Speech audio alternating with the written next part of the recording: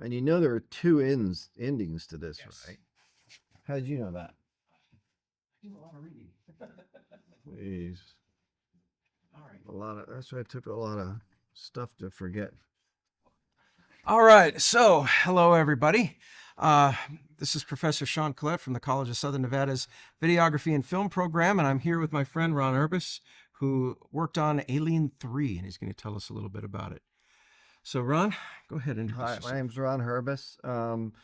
Yeah, Alien 3 was one of the shows I worked on. It was a long time ago, so I probably worked on over 500 shows.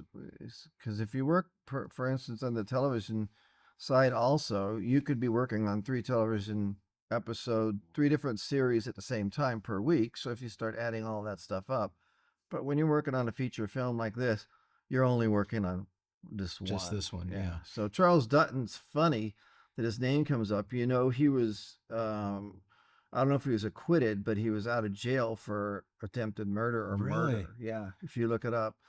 I just remember this. That's funny seeing his name. We always knew about that. Really? I forgot to look it up. See, yeah, it's just a lot of more stuff that I forgot. Brian Glover. Yeah. Oh my Yep. Brian goodness. Glover.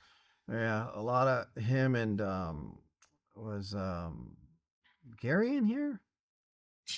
I can't remember. Gary. Gary I always get in trouble with him. Gary can't remember. He was on Predator too. This is what I can't Oh, remember. Gary Busey. Gary No, Busey. no, no. He wasn't in Okay. this one. Because he was with the other guy in Predator 2. So That's right. Yeah, yeah. both of those guys would come in a little bit high to do their ADR lines. It's great. So I remember they drove a black Bronco at the time. Both of them would come in and really loud and fun people though. Yeah. Incredible people.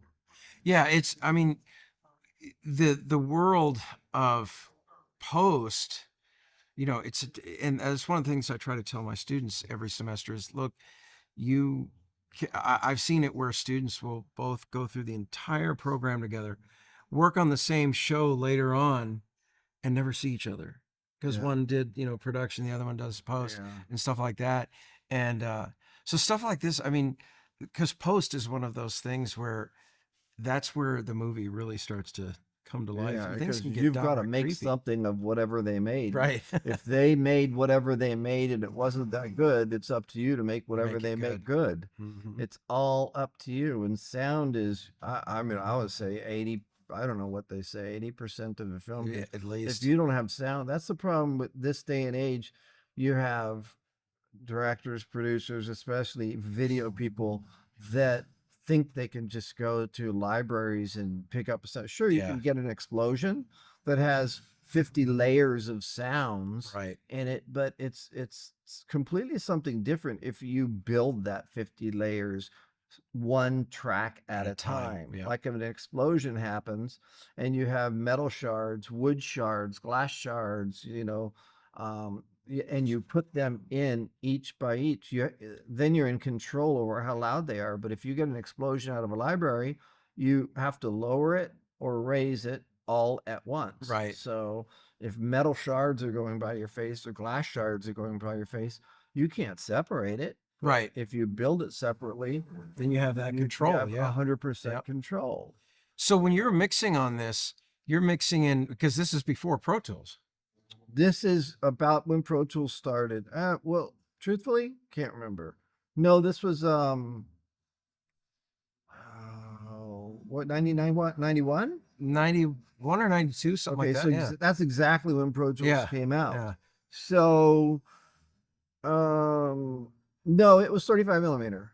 Right. Right. Yeah. So I mean, it's so long ago, but exactly then is when everything was going digital. But Yeah. I remember because we would come when you went to the mixing stage, you would bring these handwritten sheets, Hmm. and they're handwritten sheets that you would roll up. And when you get there, you'd roll them out, and they would tear off each channel and tape them to a track. Right. So you'd give the dialogue editor their dialogue, the Foley editor, the mixers, the dialogue mixer their dialogue, the Foley, the hard effects light effects, Foley, they're all separate mixers. Okay. So you'd have to tear them off of the sheets and, you'd have to write down exactly where a certain sound is coming in.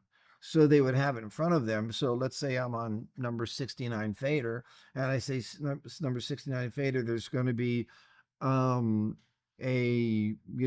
water lapping coming up on shore, so that would be more than one. It'd be like maybe 5 tracks of water lapping, because who knows if the producer director likes one or two of your water lapping. You have to give them five, Give six, them, seven, eight, yeah. nine, 10 choices, Yeah. so they're not going to necessarily always like the one you like, Right. so you have to give them different choices. Wow. So, and it's time consuming, and if you're missing something, they have to stop everything, go downstairs to what's called a dummy loader, is where they load the 35 millimeter tracks on, which now you guys in Pro Tools just call Yeah, it we just call it up channel from the or computer, track or yeah. whatever. But they have to take that reel down. You have to go in it'd be like a green room, in a movie set or something, and go in the editing room and make your changes or fixes. So they would move on to something else and wait in Right. case they wanted more or wanted something to be changed. So completely different the way that things are right Oh now. yeah, it's You totally have, different. like the directors and producers would go home with what are called the dailies, which are the shots, that were filmed the day before. But that night they would get a VHS tape, or the big thing was like a beta tape or something. Right. And that would be the only way they can look at what was shot until in the morning we would meet with the producers and directors, all the sound people, the video editors, the producers, writers, and they would see what was shot for the previous day. Right. So in case something wasn't shot correctly, you're still only one day away. You can still go back and say, "Hey, we really need this shot because the two of them can't lead Right. together or something." So they still can go back and redo that shot. And then you have the picture editing side. They would have one color print. The color print would go to with the in those days they called it film editor, Right. picture editor, and sound editor. That's the name. Today they use whatever they use. But all the sound people would get what's called a black and white dupe, which is Right. just a black and white duplicate of the color. So because they're so expensive, you can't make that many Right. color. We always wish we had color, because you want to, if you're a dialogue editor or ADR, you want to be able to read the lips very well. Yes. But anyways, yeah, stuff like this. I mean, truthfully, after so many movies, barely remember much of it, except the one thing I do remember is my bosses. They're incredible. They're the best bosses I had until the end, and they started hiring people right out of college, which the union would never allow until it became digital, because so many old timers like me that were purely analog had to learn how to do computers when these other kids were growing up with computers. Yep. So unfortunately, they had to start letting people come in from colleges that already knew computers, and they would kind of be given higher up jobs in it, Well, that's one of the things coming out of college today. If we were still in that era of, where you didn't have the internet and what they call content creation Yeah. today, it'd be a lot easier as long as you do a lot of hard work. Now it's easier in another way where you can just put whatever you want out there, but getting on a big show Yep. is difficult. Yeah. And that's yeah. the hard thing. And usually what they want in the big shows is, the union. Yeah. And one of my students, he just graduated this past semester, who also just recently went to Japan, that we were talking about, Huh. but he just got into the union. Wow. It Where? was here. He got in the Okay. IATSE in the local. So he's in 720 now. And the thing is that I told him, look, the way they do it is they'll take your application and they'll put it on the bottom, and they got a stack. Mhm. And what'll happen is that if you just wait, the stack will keep getting bigger, and Yeah. you're never really going to move up. I said, but you got to pester them Yeah. and let them know what you do and where you specialize and everything. And eventually they're going to keep pulling your because they keep hearing from you. Yeah. And then that, your pages get closer to the top, and eventually, Yeah. and I was right, before the summer even came on, he winds up Wow. getting into the union. So, and he's a sound recordist. It's the Huh. only thing he wants to do. And it's Is almost that the one who was in my class? yes, Gino. Yeah. Okay. Yeah. So Awesome. he's, Great student. yeah, he is. And but when he Very got there, dedicated. he had no idea what he wanted to do. When he wanted to, he was like, he had Wow. no idea. Found sound, came into Sound One and just took off Wow. with it. And But I think one of the things also is I had a lot of, well, towards the end of my career, they started doing our union. Being in the union, I've been in since like 1983. You're never allowed to do non-union shows. But towards the end of the 1990s, um, it was, on the side, we had to right, start doing non-union shows. So you'd work on these non-union shows and you'd have like a boom operator or something that wasn't really correctly trained. right. And that microphone, that's a directional microphone that's supposed to be pointed directly at the person's like chest, Hmm. whoever is speaking wouldn't know how to actually move the boom towards whoever is speaking. Right. So if you hold it on one actor and the other actor's 10 feet away, that other actor 10 feet away is going to sound like they're 10 feet away Yeah. when they're supposed to sound like they're directly in front of the mic. Because the whole reason for post production is to take that person who is, the microphone is pointed towards their face, and then you in post production will make it sound like they are 10 feet away. Yeah, it's your And job to do that after. and you pan it that they're 90% on the left side, but you need to record it as if they're directly Directly in front right of there, the yeah. microphone. So it all starts with the boom operator, Mike. Yep. It also especially starts with them being in the right sample rate, Yeah. frame rate, Yep. because all that stuff matters. You as a boom operator, like when you train your students and everything, if they don't do it right, they might not know for months And and the movie's already been shot and done. And then they find out that, oh, they shot it in 44:1 when it's supposed to be 48 or whatever it is. And then everything is wrong. yeah. So, And that's one of the things that, there's a lot of little technicalities. They're not difficult, but they're just those things you have to pay attention to. Because if you miss them, that's it. Yeah. You're toast. And that's one of the problems of missing this. I love Charles Dance. He was, he's like I don't even know such how an you know everybody's impactful names. Seriously, because I worked with every one of these people, Right. and when they go on the ADR stage, I would have to be there setting up Right. all of their ADR logs. So, because what happens is the dialogue editor takes all of the dialogue from what's called a guide track, Uh-huh. goes through every day. They get the shots that were shot the day before, and they go through what is called, you get these, it's called a triplicate. The video the person on the camera will have a triplicate piece of paper they write the scene and take, and then the audio mixer would have a triplicate that they would write the scene and take. So as in post-production, us editors would get a copy of the video log and the audio log, and they have to match. And then so if you say 44 Baker 6, and then you had 5 takes, you would see the director's choice would be the circle take number 3, and then the take number 5 would be the alternate. So if 6 didn't work, you can get, or 4 didn't work, you can go to 6 because that's the director's choice of an alternate.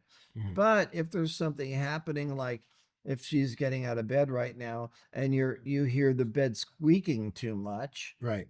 you would write that down as an ADR line, Okay. because you as a sound designer or the sound team would put that bed squeaking in. Yes. You're not going to use the bed squeaking with her talking over it, because you can't separate the Can't bed separate. squeaking and the person talking. No So control. then the dialogue editor would get all the ADR logs ready and give to the ADR editor. Then the ADR editor, which is, they're separate people. The dialogue people are different than the ADR people.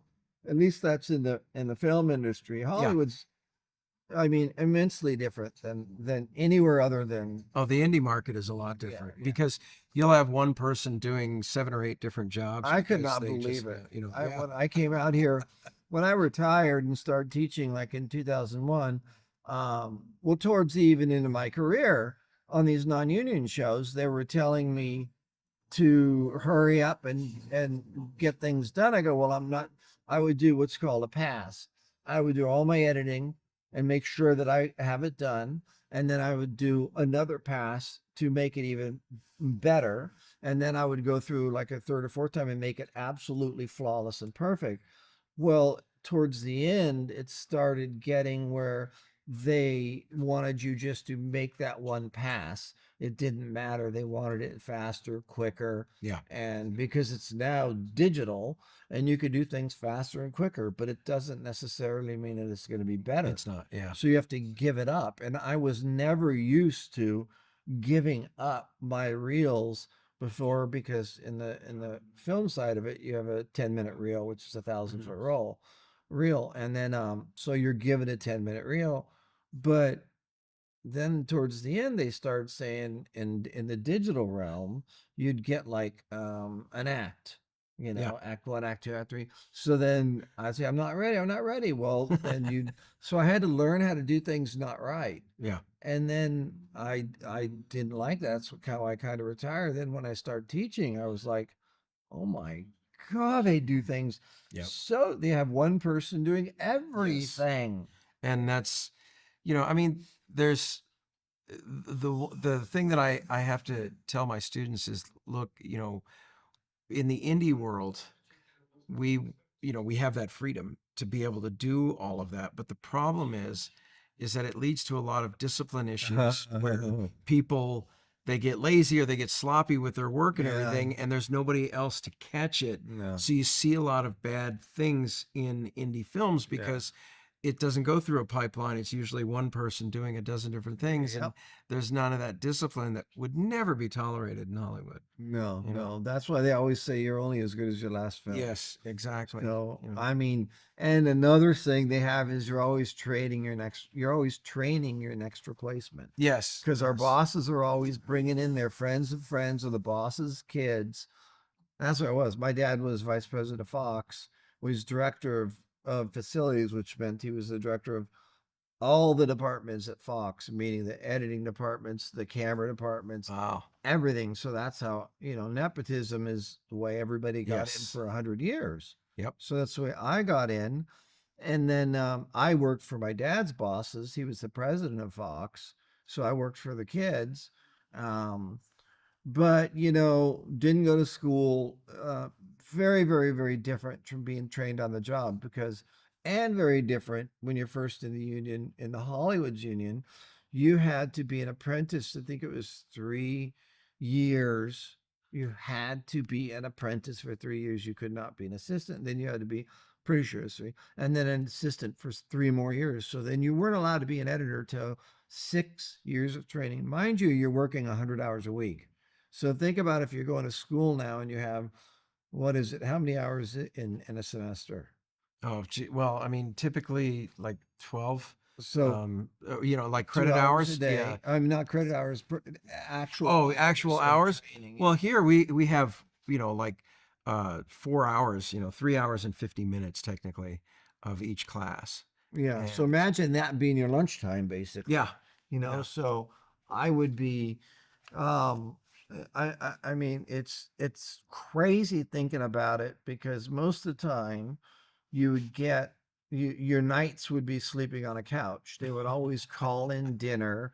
For instance, like on Die Hard, you'd be mixing overnight. No, Predator 2. Predator. And Joel Silver would call in dinner because he didn't want to let anybody ever leave. Right. So I remember especially he loved Chinese food. He'd always order Chinese food for everybody. And mind you, these are all the mixers when we were on the stage. Right. These are all older people. I was young and free and kid and didn't think, but he would have to test the food first, and he would taste test it with his fingers. Oh, We would always, well, we're always hungry and we Yeah. couldn't go anywhere. So then, as long as he would feed us, it would you know, Yeah, it would work. Yeah. it would work out. So instead of giving us a lunch hour to go and come back, we would just be there. So a lot of different rules, a lot of different things like that. Oh But yeah. um, No, this is it's a lot different, and getting into the film industry now is technically easier because you always have a platform to load your stuff onto. But the yeah, problem is exposure. Can you still get it out there to enough people? And can it be done in a professional enough way? Because it's not just a matter of making it good enough for your standards. If you yeah, want it on Netflix, or you want it on one of these streaming services, yeah, it's got to be done, like just so, because they don't have time to convert all yeah. of your stuff. I mean, they're not going to, no matter how good it is. Yeah, and that's you and I have talked about this before about video people, the video editors that don't feel or want to learn sound. Yes. You're so much of a better, even like producers and directors who would come up from being an editor. Mm-hmm. Those were the best directors Yep. and producers that you can be if you came up from being an editor because you know exactly what needed to be done. And when you're shooting, for instance, directing a film or producing a film, you knew what it was going to take to make make it good enough for the editors to have Right. enough materials. You know, mind you, in shows like this, these are one camera, one Panavision 35 millimeter on her face, one on his face. So they weren't shot together. Right. You know, they were shot separately, which means you know every time you cut back from one another, they had better be in the same position. Positions, yes, eye You know, lines, and and then you everything. do a Yeah. medium shot. You have to then you go to a close up. Their hairs, if you pay attention, their hair might be behind Yep. their ear in one shot, and you go to a close up and the hairs in front of the Totally different. ear Yep. because it's a 3 or 4 hour difference. Yep. So this day and age, they got 10 cameras going at the same time. you So how know? many tracks would you say was on this film? Easily 150, 160, 170. I know we did as a joke. We would always, because it was a 192 channel board, I think, if I remember correctly. It was the Derelict Zanuck Theater that we were Oh. mixing in. And let's say 192 favors. I can't remember if it's correct or not, but so we would only build out to about that. And we would have to tape our sheets together. They'd be log sheet. They'd be, you know, from down at the bottom to the top. It'd start with a 12 foot pop. It'd be a 9 foot pop, 12 foot start. You'd have to, because film needs time to, Yeah, you gotta ramp it up. and you ramped it up to get the time code and your time code reader and generator in lock. So you'd actually have to build a reel, put a 1 frame, 1 kilohertz pop in at 9 feet, and then at 12 feet, everything starts. Then you go back to, okay, when you're working on a 35 millimeter synchronizer, did you start on the 0 or did you start on the 1? Yeah. So all these, you know, one joke was one of these directors who never were in post production or anything like that. They would always say like, "Oh, I think it's 1 frame out of sync," you know. And we've had directors like that, and you're like, What? "Okay, 1 frame out of sync," and they swear it's a frame out of sync. So the joke was that you know never to tell them that, but you say, "Okay, let's take everything down and fix it." So take everything down, put it back up. You wouldn't do a thing. You'd Yeah, put it back up. Put and it back say, up in the same. Told you. Oh, see, I told you. Yeah, no, it's perfect. Perfect. Oh yeah, you were right. 1 frame. The rule Oh, of my thumb is you can't tell something that's out maybe 2 frames. No, yeah, unless you've got a duplicate track that's actually in sync, then you can hear the chorus. But until then, yeah. Yeah. Now I was wondering, so like the sound of the drawer opening up when he first opens up Newt's drawer there. I mean, what would you use for that? Because that sounded like a really compressed, air type escape. So probably maybe 15 tracks of something. Yeah. You would actually Layers. find a drawer. Sometimes, a lot of times you wouldn't use what's really Right. you're looking at. Yeah. You know. Because it's boring. Yeah, a lot of times, like those latches on those that the bodies are in right now, you could actually go to a morgue and they would let you record those. But you would also have release of air pressure. So you'd get an air compressor, you'd run it, turn it off, and then let some air out and record that. So a lot of times in here, you had a lot of air. Yeah. So the good thing about being on a feature film is they paid you enough to go record your own sound effects. Oh, that's yeah. So you would have to hire a sound recordist to go out with you, and then they would record all the sounds with you because as an editor, you're not allowed to record anything. Right. So you would go out with the recording engineers and tell them what to record. Sound designers, however, I see a lot of them recording their own sounds, and I don't know how they get away with it, but because you, as a recording engineer in the recording engineers union, would not want to see an editor out there recording. Recording, right. So I don't know how they get away with it, but some of them, when it started becoming digital, they started to allow that kind of stuff. The difference between the films and the television series is our television series, the only thing that they were allowed to use that wasn't recorded was Foley. So you'd get about, I think it's 1 8-hour day of Foley per episode, if I remember correctly. Whereas a feature film, it didn't matter. Whatever Foley that you needed, whatever needed to be recorded, like him with his hands with that wire right there, they would hire the Foley team. Usually, like in the 80s and 90s, it was funny. It was a lot of the producers and directors' wives that were the Really? Foley artists because they knew it was an incredible paying job. Yeah. And they can get really good at it, and they bring their own bag of tricks. It's only later they started getting recognized and getting their own awards and Right. stuff like that. But I remember working at Universal Studios. That's where I first started working in Foley as a Foley editor.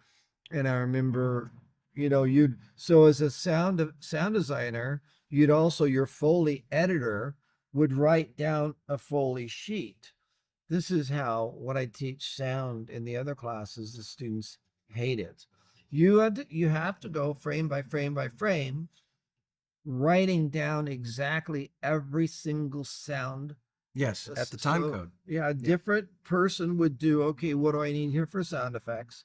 A different person would be writing down, these are apprentices or assistants, would be writing down, what Foley do I need? Right. And then they'd go to the Foley editor to approve it, make changes. But now everybody does everything. So there's got to be that's why a lot of video editors don't want to sit down and write down, okay, hand grab at 32 frames, 32 feet, 4 frames. Right. And I need the hand grab to be slow, loud, Yeah. hard hand grab or footsteps. So that's one of the main things they needed on Foley stage always, no matter what television series or feature, are footsteps. Yeah. So footsteps and cloth movement. So Yeah, the rustles. Yeah. So that leaves and things like that. Anything you can record in a controlled environment inside of a recording studio, watching your film in the background, like those little ants crawling around. So how would you do that? Maybe get lots of little bugs or something and make little, sometimes you'd put these wood little things taped to your fingers, and you just tap them, On a surface, on yeah. the surface, but you would record that 20, 30, 40, 50 times, and then you'd make 10, 20, 30 tracks of those. Right. Of course, they don't sound like anything until you make them sound like something. Well, So one of the first exercises that the students have to do in Sound 1 that I taught them is quiet sounds. the So most difficult. pen scratching. Oh, it is so hard because Absolutely it's the one cleanup. of the most you know, hardest. And so, but learning that skill, because there's Yeah. all these little nuanced sounds, you got to layer all this stuff, and it's got to be Yeah. clean enough to where you're not going to be layering a bunch of Yeah. different room tones on it. So they kind of learn that. They also, I have them, I have the editors do a time code burn on all of their roughs, Mm. so that, like when the sound students get their sound spotting sheets, they go through and they spot the scene. Uh, And then at the time code, they have to list when they're putting this stuff. They put down. that's and- wonderful. Yeah, because you got to know that type of stuff, and it's got to be a pipeline. I always tell them, look, what if you are incapable of completing the job? Well, Yeah. you don't want the next person to have to come over and take over. That's why And everything's never, written yeah, down. everything's written down, and you No. know. And so interesting thing about this is this version here is not the dog; it's the cow or Mm. the. So we've got a different alien, and I don't know exactly what the story was behind the choice of changing it, but yeah, it was a dog that got Huh. it possessed. It was one of these cattle that Wow. got it, and so it's a little bit of a different thing. And I mean, it's still kind of about the same size, but yeah, it bursts out of a out of a cat. Now, this is also one of the first films that used a lot of CGI Huh. monster in it, Yeah. and because the puppetry works great, but they could do a lot more with this. But then again, there's some of those shots that they do kind of look Yeah. janky. If I remember correctly, this was the highest budgeted film of all time, $60 million, if I Yeah. remember correctly. I could be totally wrong, but at the time, 60 million. I remember and paycheck day was always Friday at noon, no matter what, or else they get in trouble. So I remember the accountant would hand out our paychecks, and he'd be so upset because he'd be handing out these huge paychecks to us editors, and he would always say, "You don't even have a college degree," and I had a college degree. So I remember, because yeah, you're not here 100 hours a week. You got to sleep on the couch. I remember when I first started, I didn't drink coffee, and everybody was laughing at me, and they said, "You wait, six You'll months or a drink year from coffee. now, coffee's going to be your best friend," Yeah. and it was. Oh yeah. So. But you're right about the quiet sounds. When I first started doing Law and Order, the very, very beginning, um, when you like our editing dialogue, you have the room tone that is attached to the dialogue.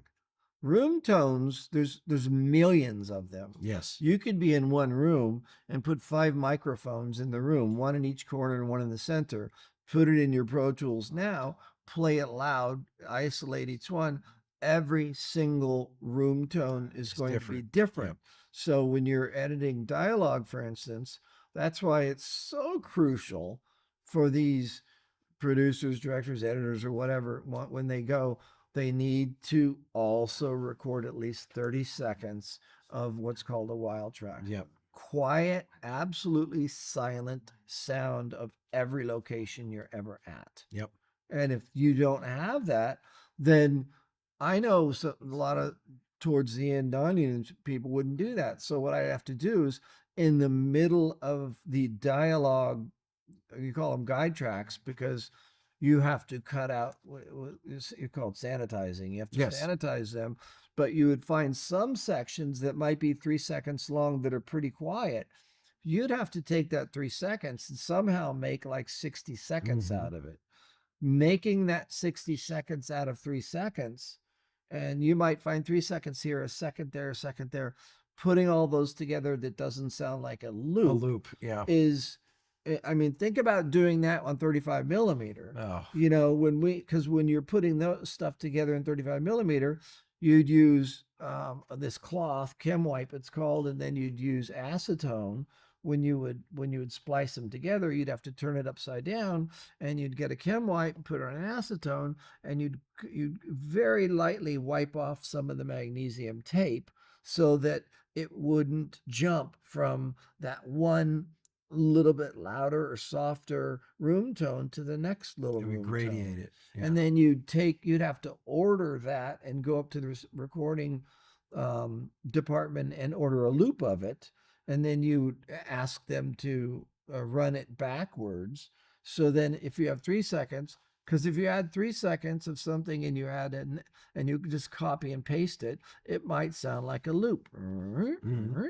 But if you take that 3 seconds and you reverse it, it might go and it'll give you an extra Yeah, 6 seconds. extra, yeah. So people might forget about in 6 seconds that it was a loop. Yeah. And you just keep copying and copying and pasting and pasting. So The tools that are available now to do that type of Oh stuff, my it's God. amazing. I mean, you save so much time, and I think that's one of the other advantages to some degree that you can get away with, because you can take a normal job that's something like that's going to take you 3 hours to put together, and then now you can do it in under it's 15 seconds. disgusting. Yeah. I have these concerts that we're producing all around the world, and I have the these interviews going on where my wife's being interviewed, and the crowds around them are just nasty and loud, and I'm giving them to my engineer who's in Philadelphia right now, who's part of our team, and it is the scariest thing what he gives me back, because it's absolutely only dialogue. Mm-hmm. And there's not one. I mean, before they used to say if there's a cup set down in somebody's voice, you're screwed. You have You're to do screwed. it. You Yeah. have to do it. This day and age, if you know the right tools, it's not just one though, because I know I was trying one called 11 Labs the other day to try to do this 10-minute section I had. The problem was it changed some of the voice to almost like Mickey Mouse, Oh no. but it would take out coughs. Right. It's so scary. But the problem with that is then these students get used to want to using these tricks, which is good and bad.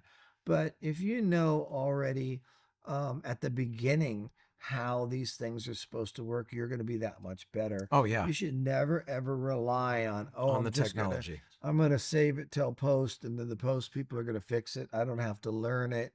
I don't have to know it. I remember we used to trick these new directors that would ask us to do something. We tell them it's absolutely impossible. We can't do it.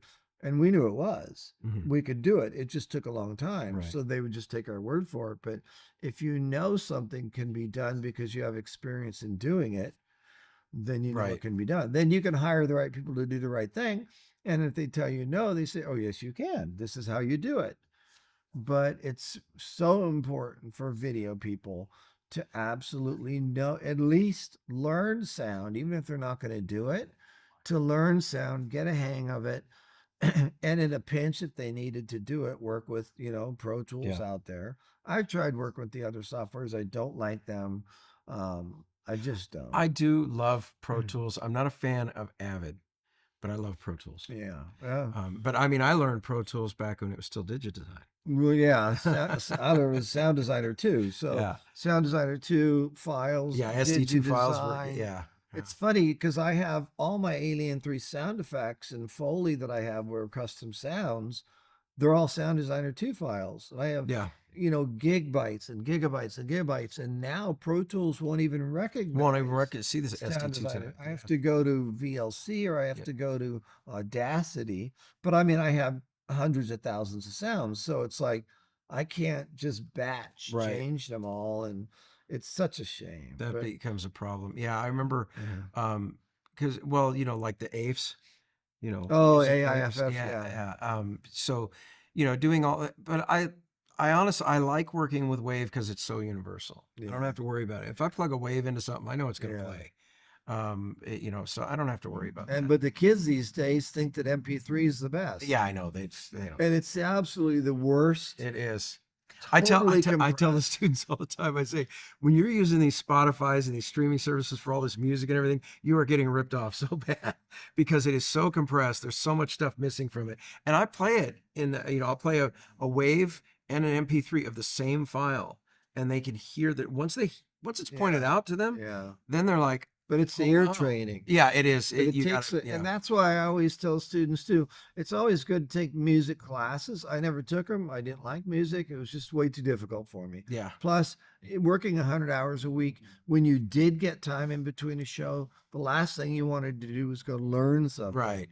So, but I know, like my wife, I see her doing these ear training things, and I'm telling you, if you can, learn what 60 hertz is and all this Mhm. other stuff, you could learn how to use a basic like 7-band Oh, EQ, sure. and then take the refrigerator hum out. The biggest Yep. problem was generators when they're on Oh location. yeah, yeah. So we'd always have to, it's funny, even now they have effects that is called cell phone effect. We would use a 7-band EQ, EQ and just drop bring off all down the low end. mid range. Yeah. Yeah. So to make it a cell phone effect. Yeah. But now you have a plugin that's actually was- called cell phone. I showed my students, it was like 2 semesters ago. I had a student that had to do a cell phone sound effect and everything, and looking all over for it. And I was like, what are you doing? And I showed him right there in Adobe.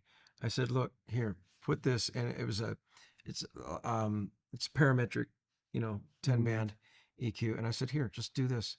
And as soon as I brought those low levels down and in the leveled out the mid ranges, he looked at it and he was like, "Oh my God, is that all it is?" I But said, "That's that's all it what is." knowing how to Yeah, do it yeah, without having to say, "Oh, why don't I go find a plugin that actually is called cell phone?" yeah.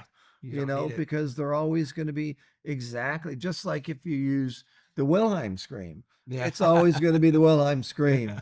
You know what I mean? So I know like that one producer, or what's his name? He always uses it in every movie that he Well, does. Spielberg or George Lucas, The he funny uses it. guy, Um, I mean, the guy, Lucas uses it a lot, and the crazy guy who does the Django and oh, Tarantino, yeah, yeah, yeah, Tarantino. he'll use it, So yeah, absolutely, yeah. I I mean, mean, but I give extra credit for using the Wilhelm, oh and no, yeah, if that's as long as it's appropriate, if you can find a yeah. spot in the film, you get extra That credit and for the putting the owls Wilhelm. and the Yeah. Oh coyotes. yeah, It's like every time, for instance, in a movie, and it's kind of a joke, but it's true. Every wood floor has to squeak when they walk yep, on it. Every single door you yep. ever see needs to squeak. Squeak, yep. Every bed needs to have squeaking sounds. The reason being is you as in post-production person, whether you're a film editor, sound designer, it's not up to you, unless you're film, to say that there is no bed squeak or that there is no door squeak or wood floor. If you go to the stage and you're working for people and then you do not put that floor squeak in when they're walking, I guarantee you the first thing they're going to say is, why isn't there Yeah, any why isn't squeak? any squeak? Yeah, And you have to give them choices. yep. Give me the choices. I might not like one or two. I might like three or four. That's why when we were doing 35 millimeter film, we hated having to give all 4 or 5. We'd usually limit it. This day and age, you can put 20 sounds in, Yeah, and unfortunately, it's going to be 20 sounds that they're going to go through and see. Usually, it's going to be a mixture of a lot of them. Like when the alien speaks, it's like 150 different yeah. tracks of tomatoes being squished, yeast, alligators. My bosses, I remember miniature pigs. They would bring them in and they'd make them squeal. So some of the alien is a pig The pig squeal. squealing. Yeah. I remember that. Oh, another one was we have the goat head, and we'd stick a knife in the goat head, and we would turn the knife and split the skull open. So as the skull's opening, that would be the alien's mouth opening. You would hear Oh, bones splitting. splitting. But think about it. You can't match, a an alien always opens his mouth 1,000, 5,000 times, whatever. Mhm. So you just do it as many times as you can, and then you would manipulate it. You'd have the mixers manipulate it, Right. but you would put it in there for the mixing people to take over, and then either to slow it down, speed it up, Tweak this pan or it, that. tweak Yeah. it, do manipulate it any way they want. But you have to give them something.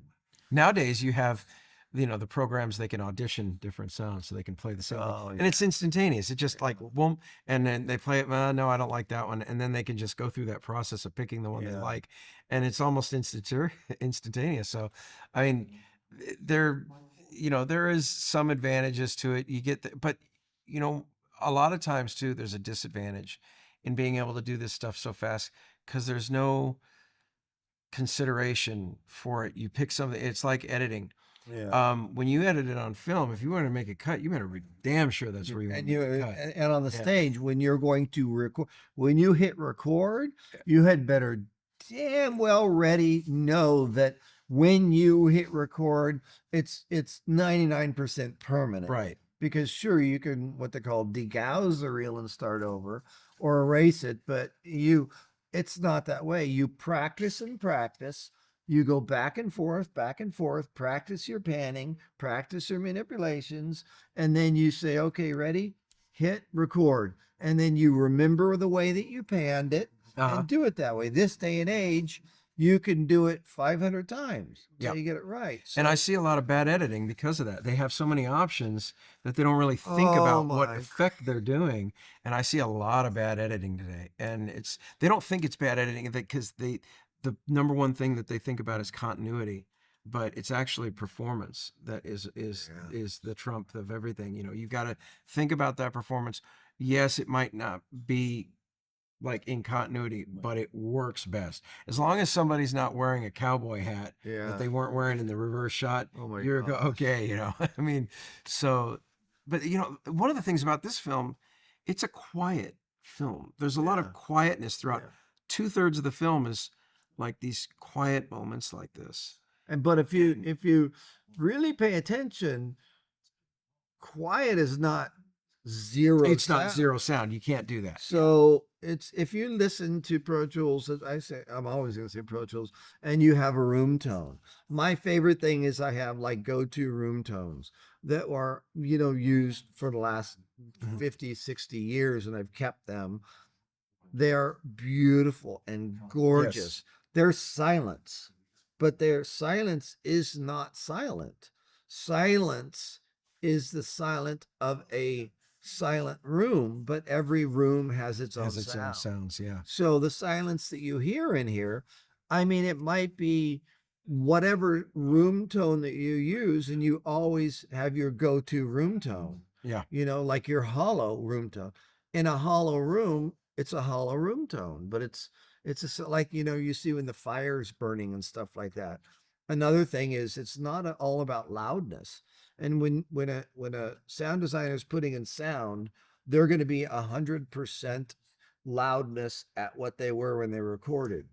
And that's great. You because you want to start with a beautifully loud recorded sound. Like if you're going to record somebody hitting a table, you record it right next to it. Does not mean that it's going to end up End that up that way. way. Right. But you don't want to record it really low and make it louder, because then you're Then you're bringing bringing up up the noise. the Yeah, the noise floor. noise. Yeah. And So that's one of the things about the quiet sounds. If you can't sanitize your like pencil scratching on paper or yeah, nails on the, like yeah, on the table or something like that, um, then you're pretty much screwed. You got to record yeah, that again, and because it's got to be pristine when you lay it in there, because the room tone that you're putting in artificially can only cover up so yeah. much. That's why you try to use. Hopefully, if they did it right, you'll have a wild track of room tone. I remember Yeah. on a show, TV series called Silk Stockings, I was doing dialogue, and the guy I was working for, not a very nice guy, he would make me do like 30 to 45-second fades out of every word of every. So if I had two people talking, I would have to take every word in between, because you cut out every single word sound in between the words, because there's going to be crunching Yes. and a You creak got or to roll something. it off. Yeah, so you would cut that out. Today's an age you can go to tools that'll like cut everything out, which I don't like using. I don't like teaching it that way, because I like you to do it yourself. But I would put that room tone that I got from the wild track underneath it. But the idiot would make me literally have like 30 seconds of a fade out of every word. So, and when you edit somebody's dialogue, you call like Mary's dialogue track and Tony's dialogue track.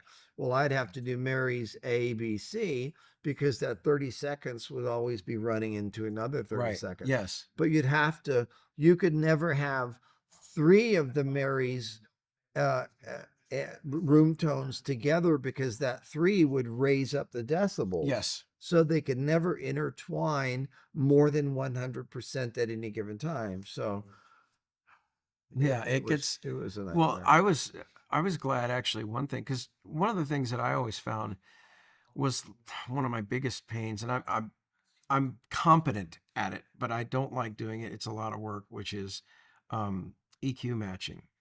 I got to take something from one source, Huh, like, good luck. and then go in and try to EQ it to make it sound like it came from the same place in the same room and everything. Well, now they've got tools in it that'll just do it at the click. You sample what you want and Yeah. then say, make this sound like that. I And it don't does even it. want to know what I've recently found out because of editing my wife's concerts.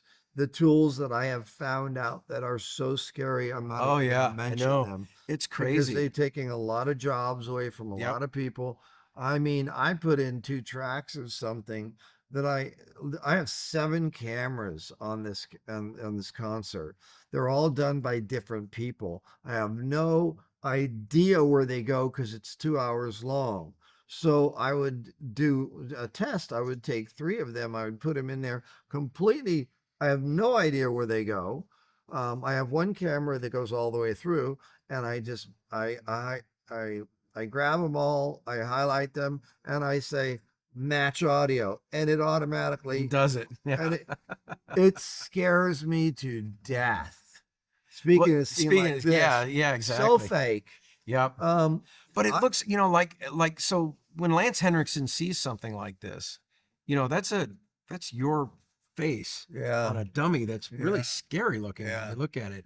Um, and it can be quite disconcerting actually. I But actually when and they always I was always a jokester, so and everybody liked to play jokes on me. So when we were mixing, um, they had me put on the Predator suit uh-huh. and walk up really slowly from the bottom of the Darylov Zanuck Theater. Because when you mix these movies, you mix them in an actual theater. Right. They're about 75% of the way up in the very center, and it's in a theater so that they mix it like you're actually in a Right. theater. So they had me walk up from behind the screen with the Predator outfit on, and I'm to jump up and scare everybody on the mixing stage. What they didn't tell me was that the president was going to be there, my boss's Oh dad. no. And they knew it because it's their dad. And there's Dutton right there. So Yeah. that's why we always talk about like, yeah, I have to really look that up and see if that was true. But we always knew that he was in for murder. He got out or something, but Wow. really nice guy. But anyways, I came with the Predator outfit to scare, and everybody knew it was me. In those days, I was a big old giant bodybuilder, and I always wore the same stuff. They all knew who I was. So I came up and I was scared, and everybody was aware I was going to do it. Uh-huh. And they just told, and I looked and I saw the president of the studio sitting there. I'm going, oh Oh my no. God. They, but they knew and they told them, they made me do it. And they said, they go, oh, Ron, because I had an outfit Right. on. So how do they know it was me? They, oh, Ron, shut up and take that outfit off. I look back at those times, I'm all, those outfits, like when I was growing up for every Halloween, I would be Planet of the Apes because my dad Oh had yeah. an original Planet of the Apes outfit. Right. In those days, they give you what, Yeah, that's especially left my over. dad, like my house, I have a lot of furniture from Fox that my dad was, it has still has serial numbers on it Yeah. that they sold, they would give away, like I have the original table from shoot, what was that long movie back? I'll have to remember it, but it's a like a 12-inch bench. I remember before we leave, but I have that in my house. They have a lot of other stuff that my dad was just take home from because they wanted to get it off the stage and get Right. it off quick. So my dad would usually end up buying it, and they'd have sales Yeah. every year. I remember in the 70s, it was so small. Like at Disney, it was so small for a while. When my dad worked there, it was so small that I have a picture of Mickey Mouse, and every single person who worked in the studio signed their name inside the picture of Mickey Mouse, and it fit on an 8.5 by 5 piece of paper, 11 by 8.5. I Mm. have to find that and show you. So you could read every single person's name who worked at Disney in 1968. Jeez. That's the way things changed. Now Oh it's like yeah. no, Nobody cares. no, Yeah. I don't even And cares or anything like that. so, Gone with the Wind. oh, That's Gone with the what Wind. I Yeah. have the Yeah. bench that was in there. Really? Yeah. Oh. So yeah. So for something like this, with these guys carrying this, looks like a dynamite stick, because Yeah. it's like, I guess that's a makeshift flare. I mean, would you just use the sparklers that you Yeah, use you sparklers. know, Yep. for the sound? Yeah, 100%. Because absolutely. what better can you get? Yeah, you You'd get use it's really you'd start out with massive amounts, put them together, Mhm. record them, but you always can go back down. Yes. But if you wanted to, you just can always, if you had recorded 2 or 3 of them, you'd layer the tracks. Sure. Because then that person, your bosses always have the total say. Yeah. So, um, I remember one time I had to do the sound of the draw of a cigar, that crackle, right? I had to Yeah, very record that. I had to difficult. put that in there. So what I did Yeah. was I took the cellophane off of a pack of cigarettes and I crumpled it up in my hand. I laid it on the table and I let it go. And then I recorded the Amazing sound of what it it doing sounds. that. Yeah. And then that became the draw of the cigar in this extreme close up, and, just little tricks like that. You got to think like that, One of like my what would do that? students she was doing an animation and she was doing these kids sitting around a fire. It was a kids movie or something, sitting around a fire. And she came back and she did the fire crackling. I'm like, that is so incredible. What Yeah. was it? She says a Reese's peanut butter Oh yeah. cover. That, So she crunched it up like that. And then she'd let it go, like you were saying, and it would make the crunching make the sound. crunch. Yeah. And she just manipulate it, Sure. sound like a fire. We had one bit. We were doing an animated film a couple of years ago, and we were doing the Foley for because in animation there's no real sounds, so we're doing the Foley for this, and I had a can of Rockstar, and I was Yeah. going to pop that open, Uh, and in the studio and everything. So I go to pop it open, and the engineer didn't record it. Oh no. I was like, "You guys!" So I went in and I hit him with my hat. No, Right. no. And went and bought another one. I said, "All right, let's get this bad boy." So, and you mentioned in animation, there's no real sound. On every film, there's no real sound. Yeah, that's true. Yeah, You know, 'Cause and real a sound lot is of people boring. don't understand that when they're doing a close up like this, yes, there is no microphone. Yep. Because it's just a I forgot the name of it, but it's not. It's a afterthought. yes. So it's an insert. It's an So when insert, they're yeah. doing an insert, they're not going to pay a sound crew to be there, and do that. and they're not going to have Sigourney Weaver doing it. Right. If you can watch their fingers and see if they've got something different on their fingers, and then you see a close up of supposedly Sigourney Weaver, a lot of times you might see some difference in the fingernails or something like that because it's not going to be the actor. Right. And it's not going to be at the same time and it's not going to be at the same place. Yep. It's going to be somewhere that's set up where they have total control over all the light and cameras. They're not going to stop everything right now to shoot her To shoot fingers this, yes. pushing the exactly. buttons. Yep. Because when they do the movie, that's an afterthought. Yep. They show it, they edit it, and they go, "Wait, we need We a need a picture cutaway. Yeah. of her finger pushing the buttons." So It reminds me. There's another story I like to let the students know is from Dial M for Murder with Hitchcock doing this 3D movie with Dial M for Murder. And the problem is, I mean, the apparatus was the size of, 2 tables, yeah, right? And he hated working with it, but he wanted to get this extreme close up of the actor's finger going into the hole of the dial for the phone because it was a very important thing, right? So they built this great big dial and a great big fake finger that they used for that cutaway funny. because they couldn't do it in 3D otherwise with that camera because it wouldn't go in that That's close. funny. And so when you see stuff like this, you don't even think about it. You just take it for granted because that's good editing. Yeah. And like this is obviously puppetry, and Sigourney was nowhere in the room when they No, were actually shooting 100%. that. And all of the little squishy sounds and stuff like that, you guys are doing that Yeah, in the totally. engineering room. Yeah. Afterward. So Yeah. the Foley people, the Foley art editor would write down, just look at the scene and bring in your squishy stuff or Yeah. whatever, bring in needles because needles going in don't make a sound. Don't make a sound. Just like you putting your hair through your hair if head you're through- putting it back, Yeah. it doesn't make a sound, but in a movie, Yeah. It's they got to all make make sound. sounds. And So well, that's why so there's on my full disclosure for those of you that might take the course. So I do a biweekly like quick test, like a quiz, right? If I can remember them. Sometimes I forget them, but the last question on it is true or false. The purpose of, like, ADR and Foley and things is to create realistic sound.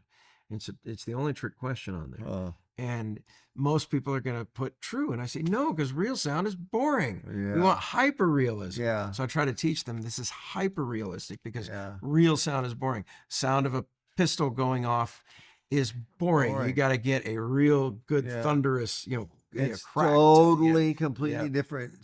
Most of the time, you don't even use the same item. Yeah, of course not. Yeah, Yeah. most of the time you don't. And, like spoilers, we lie in everything in Yeah. Hollywood. Yeah. And I mean, that's just the way it A lot of works, but stuff is just even done by mistake. Like yes. the thunder in I forgot what movie it was, and Stanley, or what's his name, I can't remember. So many different sounds though, but a lot of them are sound designers. So as a sound designer, you go through life, and every time you hear something, you think of what that could be, and you Mhm. always remember what it is, and you always might record it for someday. Right. Like if you hear a really cool squeaky door, you're always going to go and have it recorded and get Mhm. it ready. Yep. So that's just what it is. If you hear a squeaky, another thing is like every chair that you ever sit in is going to squeak. Every leather anywhere is going to make leather squishy moments. So that's what I try to tell these students. A lot of times over the years teaching the sound classes here, I'd say 10% of the students really take it serious. And one of them even had, I still have, I think his name was William. I still have his session. It was up to about 160 tracks. Ooh. It was gorgeous. And I still show it to my students who end up giving me 12 tracks.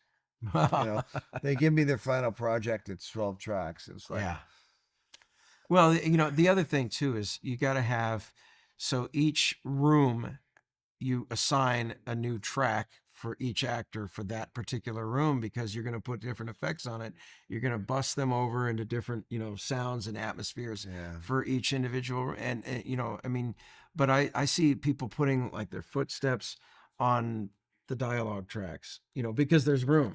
Oh, Oh my I God, see. that drives me So nuts. Yeah. when you're looking at your session and you have, let's say, 50 tracks, when you start, you label the track, Yes. and absolutely 100% only goes on that On that track. even if you only have 3 sounds. Yep. If it's 3 sounds of drawer opens, it's going to be drawer opens That's on it. that track forever. The main reason is you might add effects that are going to be added to the track in whole. Instead of sample-based effects, you might add track-based effects, so that if you put a radio knob in the same track as the Doors, it's going to get all the effects. Yep. And plus, you just don't do it. No. Well, because otherwise, the other person looking at that console after you is going to be pulling their hair out, wondering what in the hell is this, and Yeah. you can't find anything.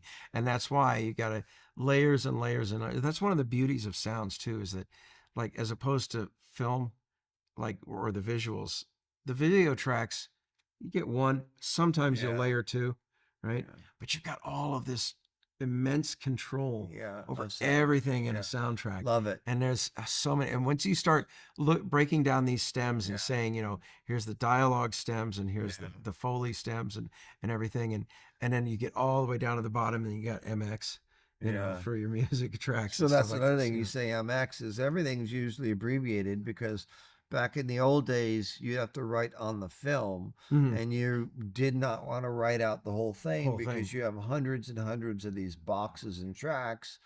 And then on the boxes, when you would walk into the storage rooms where the 35 millimeter was, they'd all be a certain color. Like Foley would be yellow, Mhm. green would be effects, dialogue would be blue, and in Hollywood they still carry over those colors and stuff. But out here, nobody cares. But if you're looking in a room that's filled with 1,000 boxes, you see, oh, there's the blue, I'm going to my Mhm. dialogue. There's the yellow, I'm going. So that's the way. And then you'd get there and you see DIA, dialogue. Mhm. Foley's always spelled out, but music is always MX. Yep. Movement is always MVMNT. MVMNT. And then you've got the DM&Es. Yes. So what is DM&E? A big thing that people don't realize is dialogue, music, and effects are it's the actual ending of each individual sound. every movie music that you ever are going to do is going to end up in one music track. And then you have all your dialogue, ADR, anything that's spoken to coming out on is going to be on a dialogue track. Then you have an effect track, which is all the Foley. It's everything you ever do.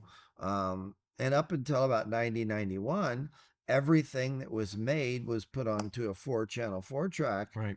And then, for instance, that was a job that I had to do. Unfortunately, for a while when you're out of work, you would take these old movies from the 50s and 60s, and if they wanted to send them to Germany to redub, when you cut out the English dialogue, what else are you cutting out? You're Yeah. cutting out all the effects and the music, so you would have to fill that Fill gap. it in.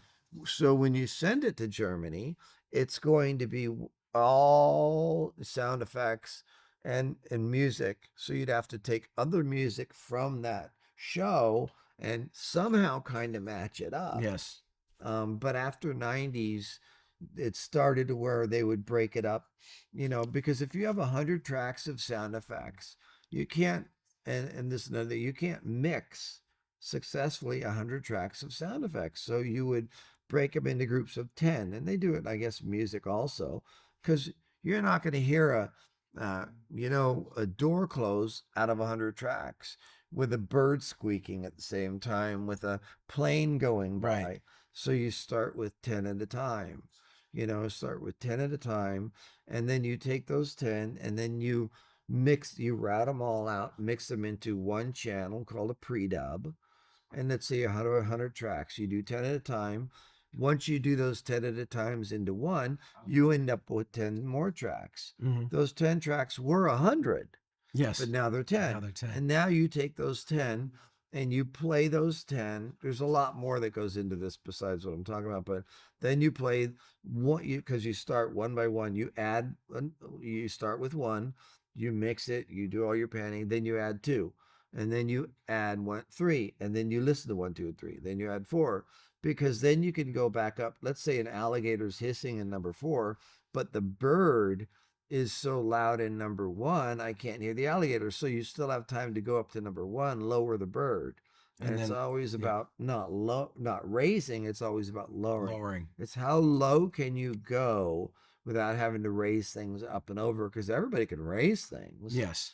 But like guitar players. Yeah. So then same thing. So you end up with 10 pre-dubs, then you take the pre-dubs, and then there's your stem. So that would be your DM&E, dialogue, music, and effects. Now, this day and age, they send out their M&Es, so M and E, to other countries.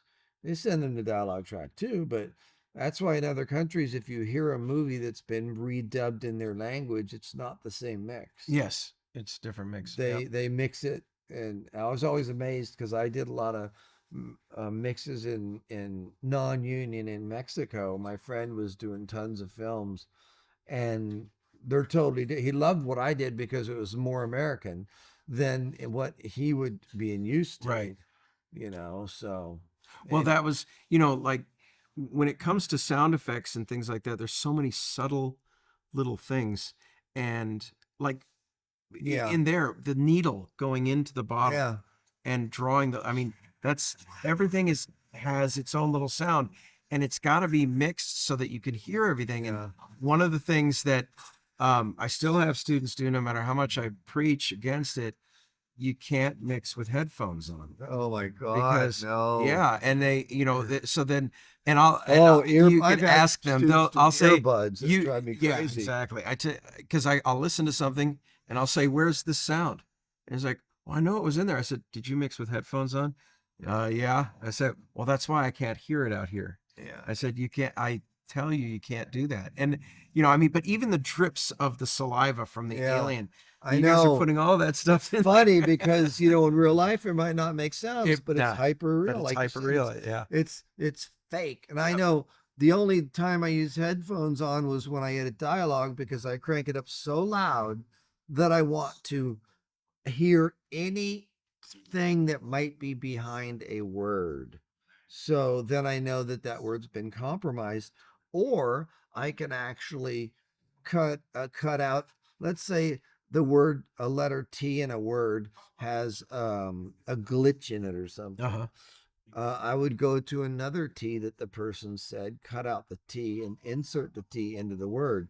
But you have to play it so So loud loud to hear that. that you make sure that the T, or if it was with an H, the TH actually works. That's Yes. the absolute only time I would use headphones. I can't imagine doing that So with like magnetic tape back in the day. Today we can do it easily, it's but oh funny. my God. Magnetic tape you would mark with a Sharpie Yes. with letters in There it, it is. Yeah. because you would actually cut out Uh, letters. The easy thing would be to make something plural or right. non-plural.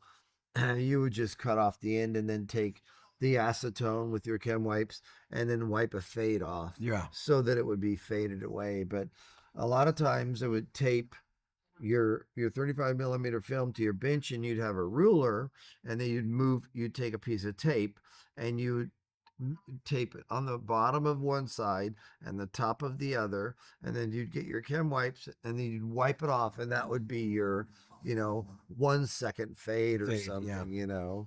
Yeah, and so my experience with, like ADATs was typically music and it was very rudimentary, but I mean, knowing now, like when they're using tape to make all of these incredible subtle sounds Yeah. and the surgical precision that would have to go into it. And now again, there's like that sound of him being lifted off. We hear a squish. What? Why would it be? Well, because it works. That's why it's Yeah. there. Yeah. And hear the sound of the ball. Yeah. I love. And it That's such a dripping. good It's always, I try to get students to make a sound of something of a drip. It's so hard because to record a drip, I mean, it doesn't make a sound, but No. a piece of oil being dropped into like a big vasset of water, Yeah. and your microphone's really turned up, can get that big. Yeah. And then, but it's not about how loud something's going to be. It's going to be not in your face, but it's going to be there. Yes. And you just see it. So, I typically go. oh, that's a really good one. Yeah. Yeah. I just That's funny. when I go. That's funny. See, I haven't had to do it in take years, but water. Doesn't yeah, take water. like that. So, And just shows it's not usually. it's not what you're seeing. Yeah. Yeah. Most of the time it's not. And that's another thing. So one of the exercises that we go through in classes, they have to spot this scene, and then Foley the whole thing, because there's no dialogue in it. Uh-huh. And it's their first Foley exercise. I know. So- Aren't they always asking you about? But I want to do dialogue. You No, don't want not to touch yet. dialogue. Not You yet. have no idea. That comes in the next one. But this one here, I tell them, look, most of the time you can replace almost anything, but there's a couple of things in it. One specific, the sound that cannot be replaced by any other sound, because everybody knows what it is. And it's a Zippo lighter. Hmm. Nothing sounds like a That's Zippo except a funny. Zippo. Huh. So there's a Zippo lighter in it, and I say, you better, came to yeah. that. When you think about it, there's very few sounds that can't be replaced by something else. Huh. Another one that we've got is a beaded curtain in the scene, and nobody has beaded curtains. So students will try a lot of things. A lot of times, what they'll do is they'll go to Rio, Oh. and they'll get those necklaces and stuff. You get 5 or 6 of them. yeah, You layer yeah. that, sway it back and forth. You can make a beaded curtain out of that, but nobody's got a beaded curtain anymore. I remember So those. and That's funny. they'll try aquarium gravel or something like that to try to do Yeah, it and never see. thought about that. Sometimes it It's works. fun to but see what students. yeah, come up whatever they come up with. with. Creative students. Yep. Some people just, and one thing you're saying about them doing their logs or something, Yeah. I have the worst time trying to get my students to do To do their- logs. Oh. it's part of the process, and it's mainly because you're not an island. Right. You work with others. So what if you can't come in? What if you need to give it to somebody else to really do it? Could be, like these are the sound effects. Plus, it's not only what you see. Like right now, you don't see the sound. You don't see the pounding that's going on the aluminum, tanks behind you. Yes.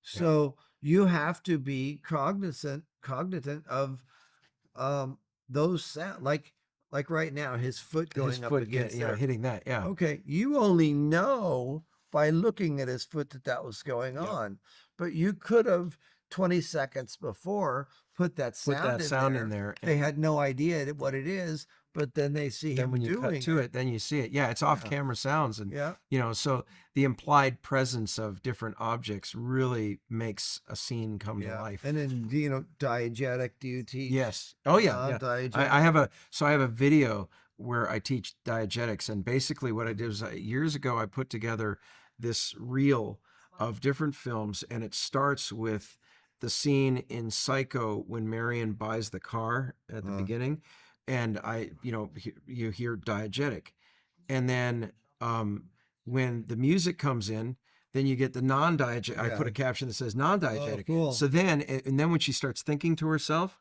and then I put metadiegetic on there. So every time she says something in her own brain, or she's imagining all of the See, a lot of conversations, stuff it's like, I never knew yeah. until I got out of the film industry. There was a Oh, name for it. yeah, Like meta. Did you say meta? meta, yes. Hyper. I've heard there's a hyper. Hyperdiegetic. I've heard that too, and that's kind of like a but metadiegetic is, when the other bit that I use for it is I love it. It's Hot Shots Part 2, right? I did When that. yes, right? With My when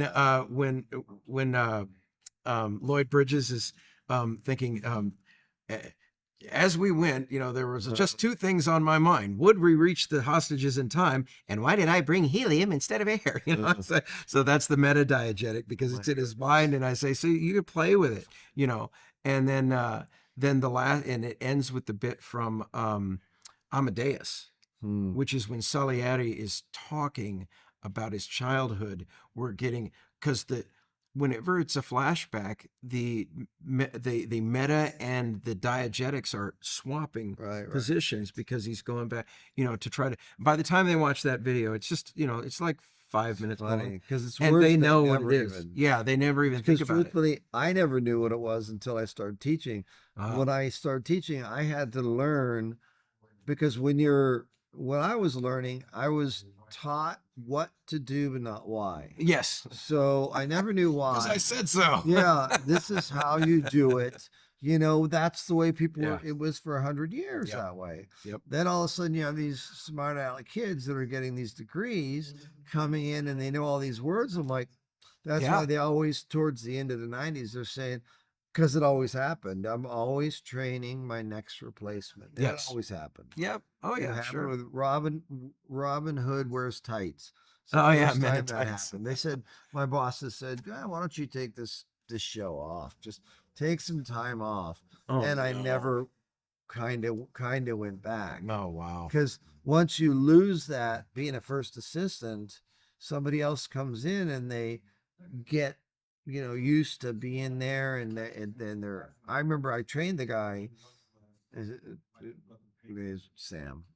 He'd come in at night, and I would train him, but I'd pay him out of my Right. pocket $100 a night to come in, because I didn't want to have to work the additional 4 or 5 hours at night. So I would train him what to do, and he'd do it. He's a really awesome worker. I'm sure he's still working with them, but he ended up taking the rest of the shows that I worked on. But it all worked out. I went on, Sure. did other stuff. Oh, yeah. But it's always just going to be that way. But I did meet a lot of people who didn't want to teach you things. Oh sure. They were. Well, yeah, it's the old parent thing, because I said so. But like this here, where he's slopping that stuff on the ground and Yeah. he's speaking over it. Well, you don't want to have those sounds together. You got to put all that stuff in there in No Foley. way. So it's probably a looped bit of dialogue, Yeah. and then you guys are laying all that. And this is a good example too. Do you know why the word looped came up? Yes, because you actually loop a piece of film together and play it over and over That's again. they used to to do. get in the That cadence. actually is the best way you could ever do it. It is, because then you know. You don't need to you go know, into a stage or yeah. anything. You shut your eyes, you play the loop, Yep. and then you get the exact performance.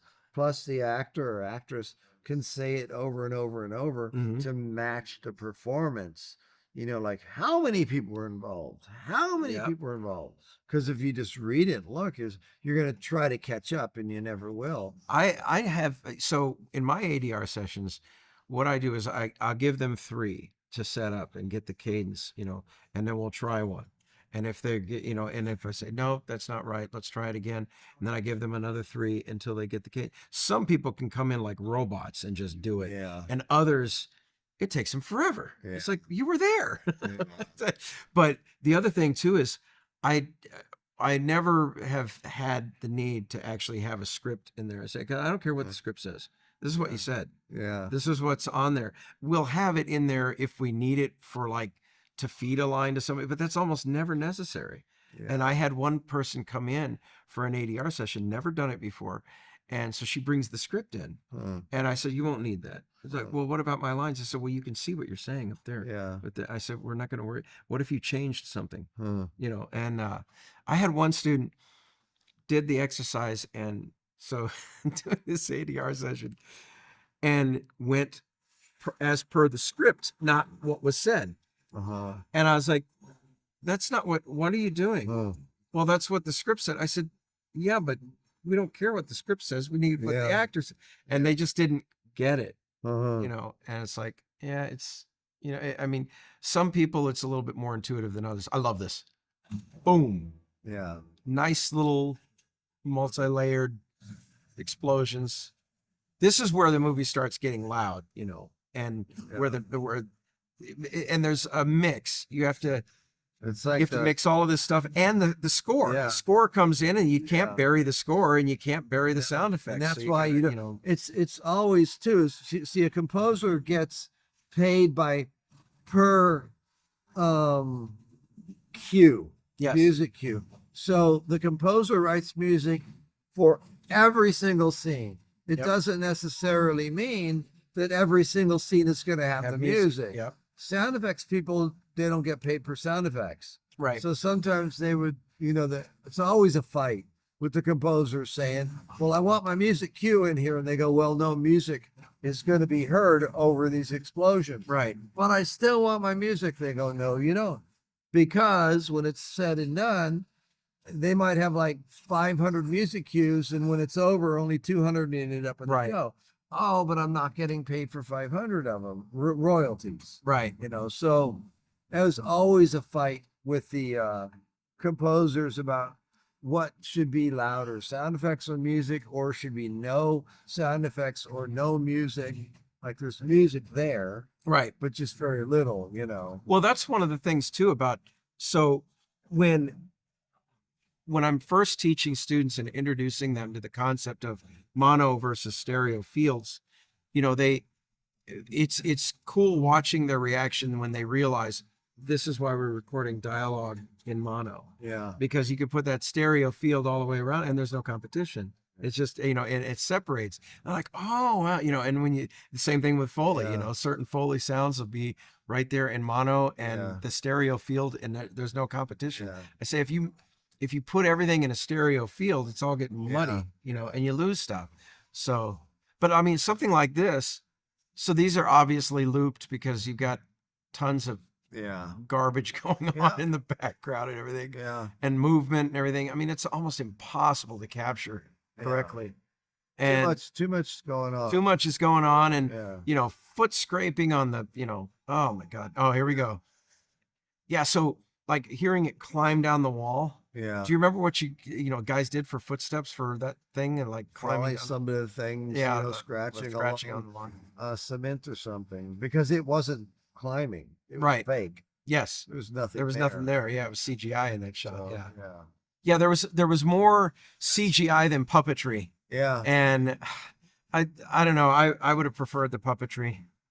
it was a beautiful puppet that. Yes. I remember they didn't make us jackets for this movie, so Really? we took a picture of one of the shots of the aliens, and we actually took it to the same place that all the jackets are made of, and then we made hats, and it said "the bitch is back." Oh yeah. So we That's gave cool. them to all the crew for some reason, because Fincher only made the leather jackets for the post-production team. Uh-huh. But we wanted everybody to have To have jackets. something. So we had flak jackets made. Ah. But like I said, over the years, the girls I dated all took them. So there's a lot of jackets that have Ron's name on them out there that I'll never see again. My favorite was Alfred Hitchcock jacket. It was corduroy, black, with a white outline of him, though. Or the Really? Magnum or the Miami Vice jacket. Nice. It was like 10 or 15 different colors of of satin, fluorescence. Fluorescence. Yeah. They'll have my name on it. So whoever's got it back, if they hear this, send it back to me. Especially my alien jacket. I miss that the most. Oh yeah, I can imagine. But the girls, they what I was, they Yeah, didn't allow I those want my days. records, and I'll take your jacket too. Yeah, I'll take a jacket, and okay, I'll get it back one day. But every show I worked on, I got a jacket, so Right. I have none left. Really? Yeah, Jeez, not that's a one. shame. Nothing, not a thing. The only thing is a picture of that award for aliens. Wow. Mm. I mean, hey, you look on eBay, you might find it. I know. So, Yeah, yeah. gotta find this with Ron's name on Yeah, it. exactly. Jeez. But here's another one of those quiet bits where they have, this You monologue. see, you don't even hear the water dropping. Yeah, So whose exactly. choice is that? But if you're the sound effects person, you will put the water dropping in there, because the day you go into the stage and they do want the water dropping, you in your mind better not have told yourself, I don't want water dropping, Right. because they're saying, where's the water dropping? Because and if it's not there, then, Yeah. and that's one of They the wanna at things least about try it. sound. If it's not there, it's really loud. Yeah. I mean, nothing is so deafening as a sound that's missing. Yeah. Because when you're like, wait a minute, and it's funny when I take my students through, and Mm, I'll solo stems out and just play like one track right. where the only thing they can hear is one sound on that particular Uh-huh. stem, and everything else it's eerie. Yeah. Even Pretty a crazy. bit like this, um, as quiet as it is, Yeah. it's really amazing. But again, this is another one of those things where it was all shot on a soundstage, right? Yeah. Yeah. And so uh, you're getting probably most of the time pristine dialogue. Yeah. Yes. I mean, there really wasn't any Beautiful. big problems, right? Nope. Yeah. No, it was And gorgeous because their soundstage is so quiet. yeah, Beautiful. They built in those days, they built everything to everything. make it Yeah. stay too, Yeah. just like the bench I have from that movie. It is so heavy it takes 3 people to move. It's 12 Yes. feet long. It's been around since the 40s or 50s. It'll be around another 100 years. Wow. So they actually made things that To were last. real. Yeah. In every movie in those days, they had real carpenters making real items. Sets. Yep. Yeah, there were real sets. They just didn't have ceilings on them, so Yes. they could put cameras. Yeah. People don't realize every time they change a camera, because it was usually one camera, all the lights above them would change. Right. So then they'd have the light meters to make sure, that the lights, like this side is shot on the right hand side of him, the lights coming on his left Mhm. side. But another shot, this shot, is there's no ceilings up there. Yeah. So the lights all have to be changed, Yeah. But Yeah, he it's- better remember where he was too. Yep. You Yeah. That's why you take copious notes. And here we have a flare coming in from the Mm. opposite side of the camera. Totally unjustified, but it looks cool. So bringing that back, do you know who was the one who takes the notes? Well, script supervisor. Script Yep. supervisor. Yeah, That's why I said absolutely. line script. Yeah. Because the line script will tell you exactly where let's say, okay, the hand his right hand was halfway up his head when we stopped shooting. Hmm. Now we're going to go to the next scene, starting off where they're going to be from another angle. We need to get Mike. He had his right hand on the center of his head, and he was still shaving. So Yep. that script supervising job is So important. Yep. difficult, and that's where the line script comes in. So the back of it will have all the notes. It'll have the camera angles. Mhm. It'll have the camera lenses. Yep. Speeds, everything like that. But that line script is what tells you, and that's the Bible. Yes. It'll tell you what was the director's choice take. So you have the triplicate from the video guy and the audio guy, but you have your script.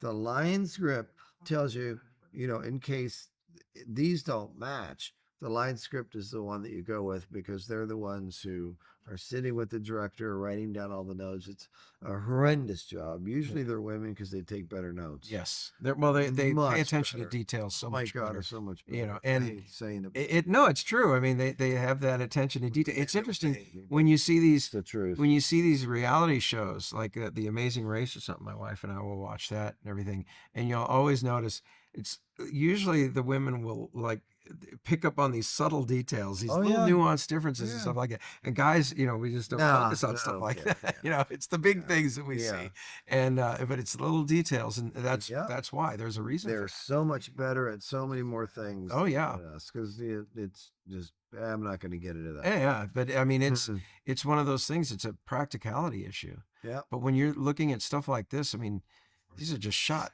yeah, beautifully, and like, yeah. wow. So and how they do inserts too is they would take 2 or 3 frames previous and exit Hmm. that they're going to cut the insert in, and they would give the second unit team a couple frames before the insert is going to happen and a couple frames after where they're going to insert, Hmm. and they're going to look really closely what positions are the hands in Yep. or something like that, like when that slice happened. So they would have an actual copy of that scene, and they would say this is where the insert's going to be, and that second unit Yes. would actually produce all the inserts All and the stuff. inserts and stuff. Yeah, and then uh, I noticed too when he cut his throat, the sound of metal, even though it was hitting flesh. Another trope that we always do, like you pull a knife out of your underwear, it's Yeah. gonna make shing, Yeah, like you're just wearing like a iron knife. underwear. Knife when you turn a Yeah, sword yeah, always around, put that glint. always Yeah, that sounds sound. that Yeah, tick, sound. tick. And It's amazing. when Tim Cooney and I were watching the Die Hard 2 thing, there was another one of the tropes where Bruce Willis rides the bicycle towards the guy and the bell, ding ding, like this just before I said, there it is. There's the trope right there.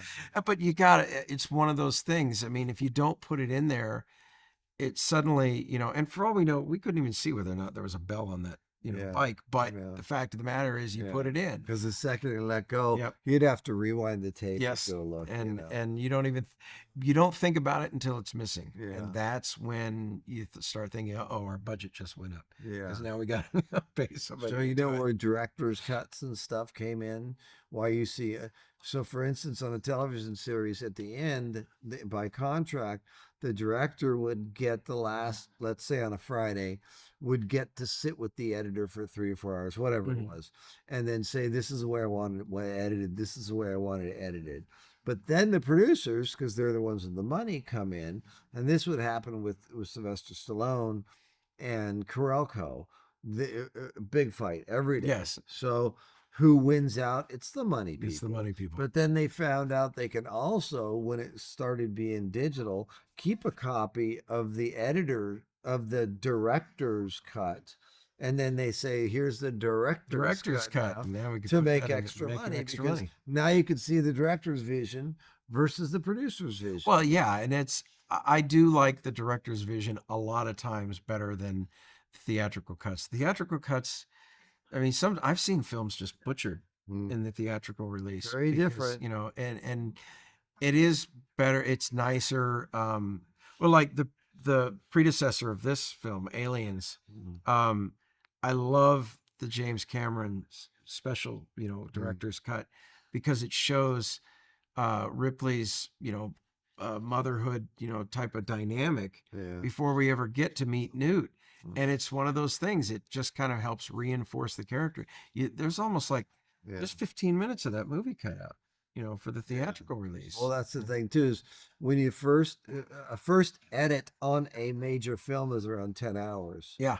Because you edit every single scene to its fullest length. Yes. And then you just every week you would have a day, a couple days, whatever, you'd have a screening and everybody'd be in there and they'd say, okay, you need to cut here, cut here, cut here.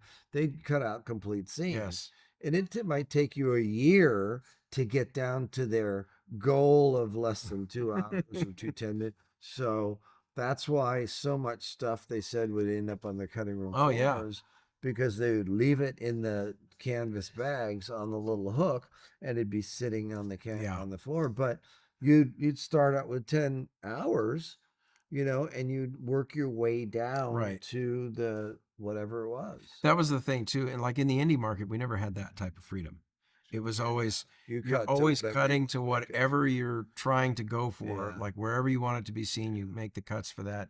So we never really got the freedom to be able It's to a 3 or do all of that extra shooting. Yeah. All in the 4 hour indie world, difference. it's always shoot what you absolutely need to, Yeah. and hopefully you can keep 90% of it. Yeah, because average back in the day was an average of about 1,000,000 feet of film Yes. for a feature film, and you only ended up with like 10,000 Yeah. would go in the theaters. Yep. You know, And this is now to the and now they're starting to go backwards with it. They're making these 2 and 3 hour movies. It's like, what in the hell, And I remember because I had my students last year telling, oh, you got to see the Batman, the one, the new one that they did.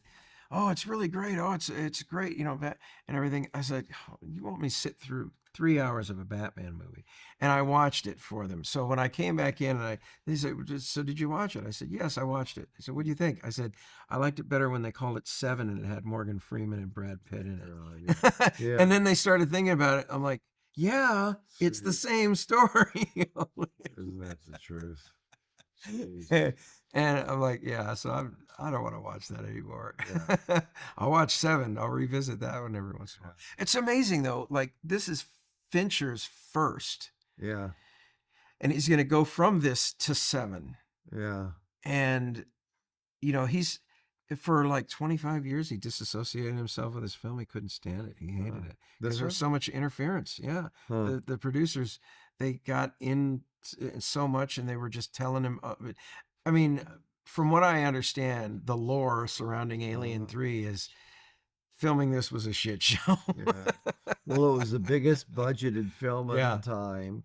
So it's funny they got a first-time director Right. from the music industry, and I don't know who picked him, but you get who you choose. Yeah. So Oh, no, he was definitely the right choice. yeah, But I think if he had the opportunity to recut this and make it what he really envisioned, I think it would really be strong because it's not a bad film at all. Yeah. It's people. The biggest problem this film has now is it's got to compete with the previous two, and that's where it really suffers.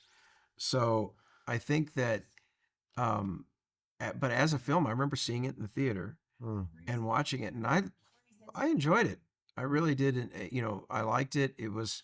Never saw it in theater. Oh no, No, no. I saw There it you at go. the This is your Fine first Arts. theater experience for it. Never wanted to. When you work on something for so You long, don't see it, it's just like when I did Waterboy. I sat next to Adam Sandler every day. I never knew who he was. right? I had no clue until I was done with the movie, and everybody was so hyped about this guy, Adam Sandler. Every day I sat with him, Right. and they said he's such a huge star, big. I'm like, he's nobody. Yeah. So Who's then this when guy? I finally had time off, because I think I did this before that, and I finally had time off, I started seeing these movies about an Adam Sandler. I'm like, oh, Oh, is this who this it guy is? was, Yeah. So Yeah, I remember seeing this in the theater when it was released, and I thought, yeah, this was a really it was a good installment in the film. It gets a lot of shit because of killing Newt and and Hicks, that well, doing it the way they did it, with this story being on this planet.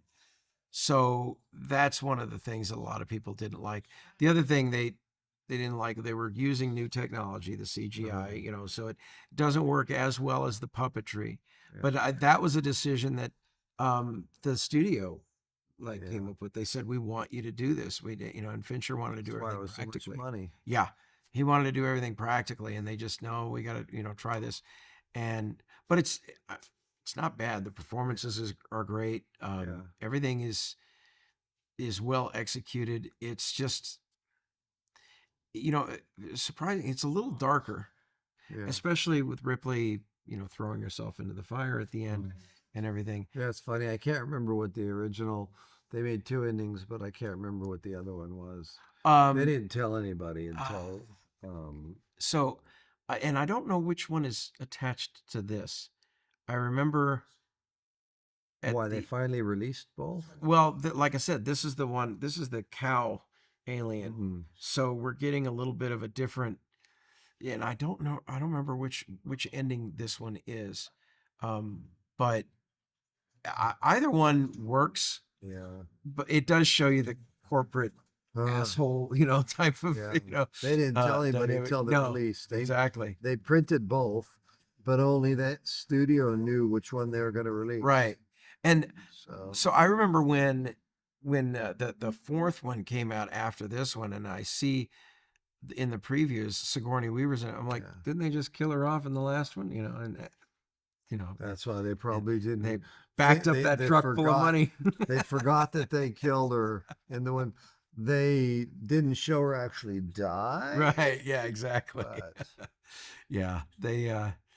They backed up that truck full of money and said, "Hey, Jeez. can you come back for one more?" Yeah. Okay, why not?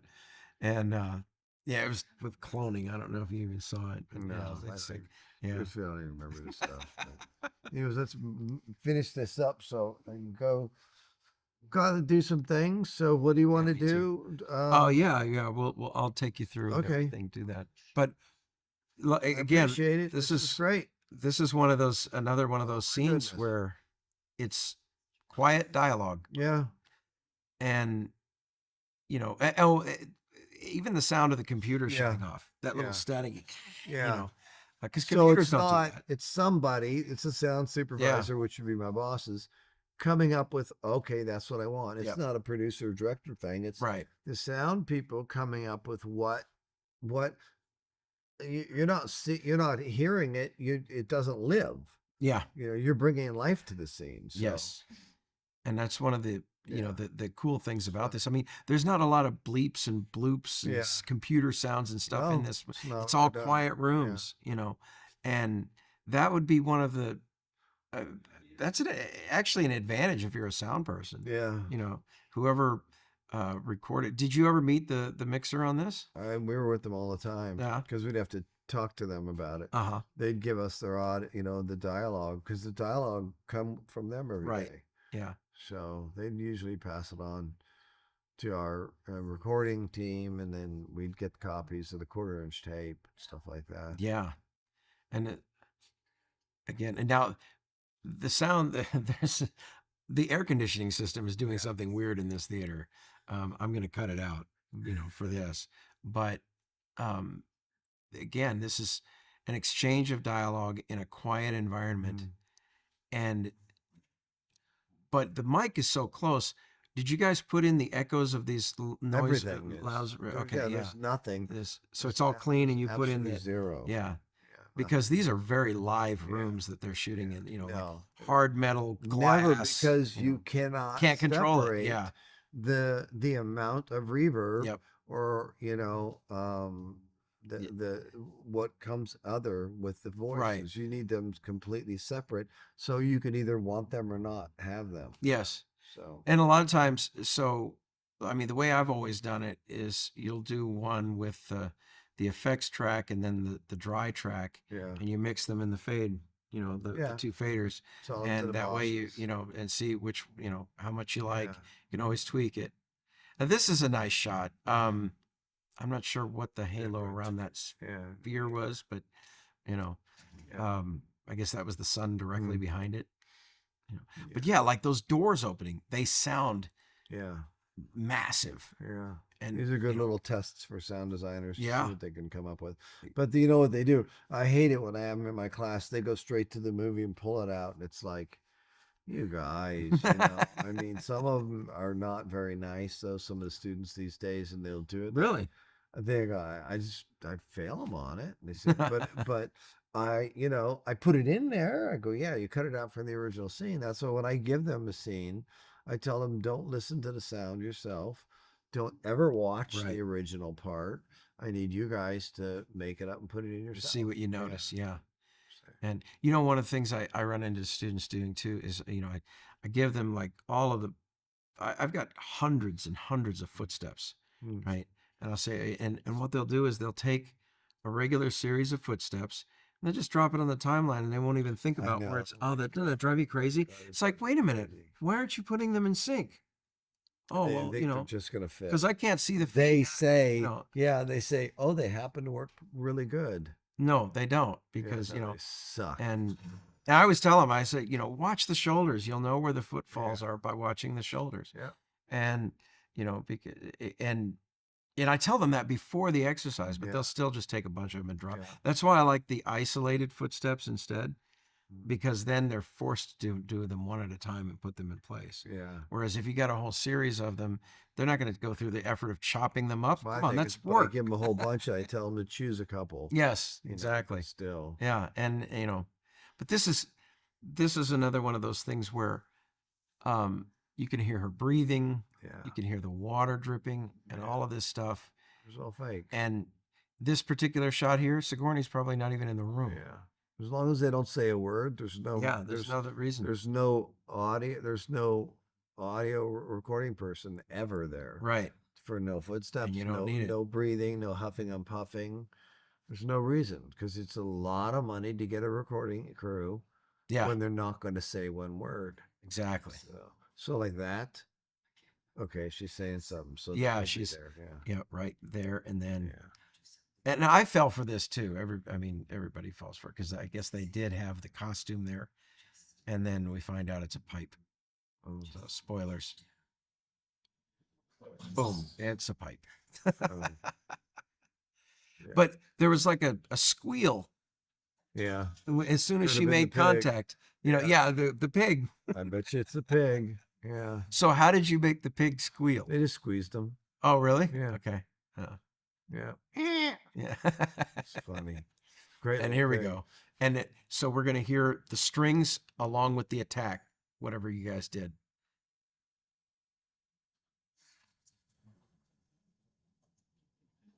Yeah. And then you can hear those strings are strumming and, part of that. That's actually score.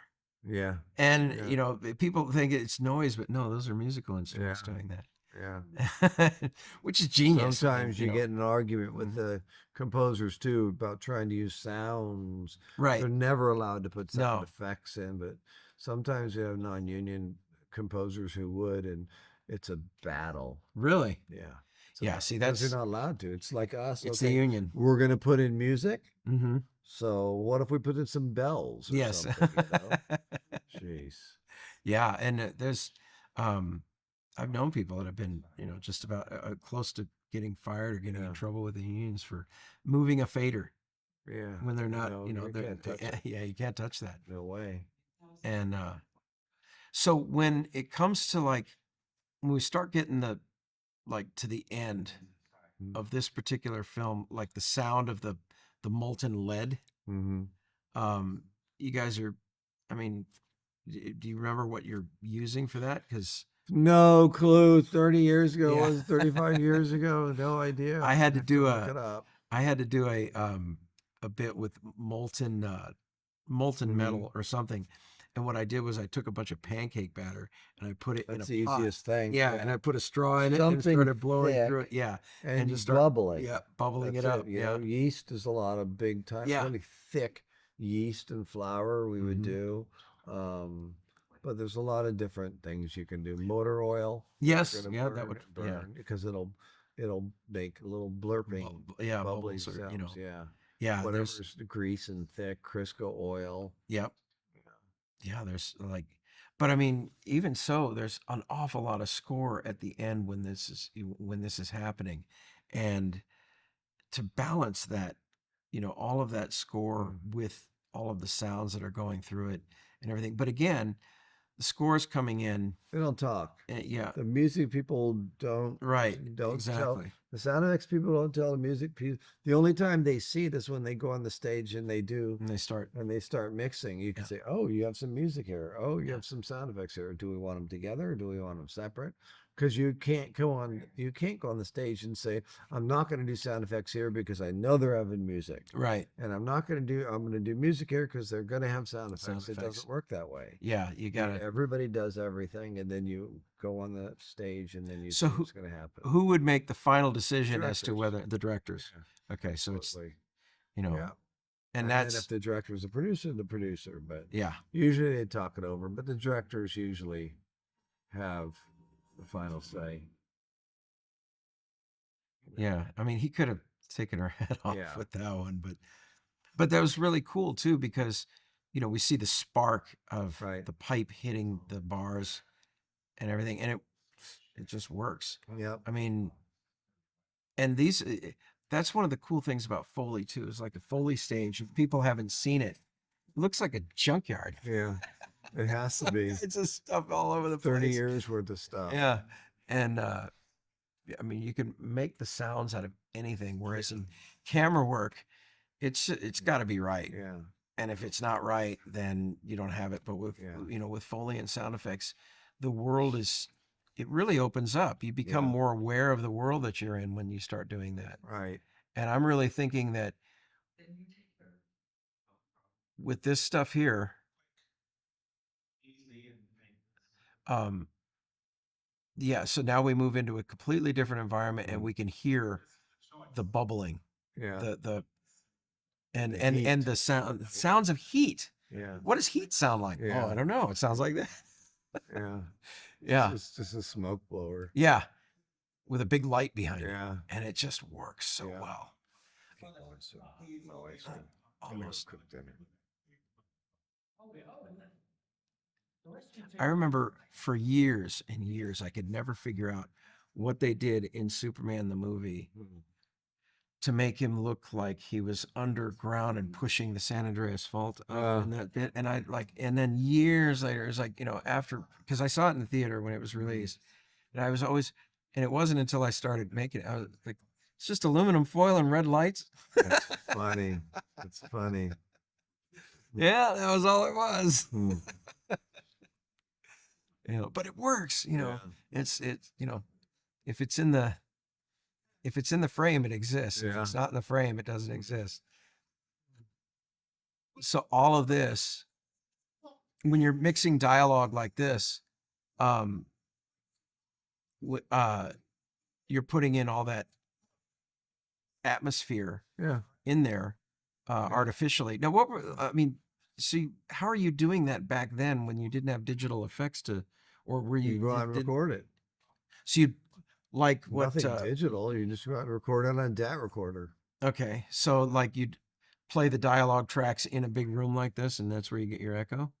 Is that what No, you're? you'd put in the echo. Yeah, but I mean, like with a plug-in, even back then. Back then, yeah, you'd have, I mean, on your Choruses and echoes, stage, yeah. you'd have these tube synthesizer, not tube synthesizers, Amps? but amps Yeah. and things. I mean, basically like synthesizers, but they'd be, I forgot the names of them, but they would have about anything you'd ever need. You'd put in certain codes to make certain sounds. Oh, I okay. forgot that. I remember once at Disney, they couldn't get the sound at time to slow down, and my friends had to call people at Fox. "Oh, you put this code in that certain machine, and it'll go boo." Really? Yeah. So Okay. it's pretty cool. Yeah, because I mean, when it comes to music, I would, Yeah. that was one world. But Yeah. then when I started going into like the film post-production audio, that was in the computer era. Yeah. So it was just a Yeah. push button, Yeah. And but having to do all of this on tape, it would be An an adventure. Put it in. Yeah. Yeah. Definitely. But it's great. I mean, is that thing sounds like a great big room, and it is, I guess. It's all in the mixing because Yeah. it all sounds normal when they first do it. Well, when they've got multiple voices all yelling at each other back and forth, They do them that's- separate. Yeah, they do them separate. Yeah. Yeah.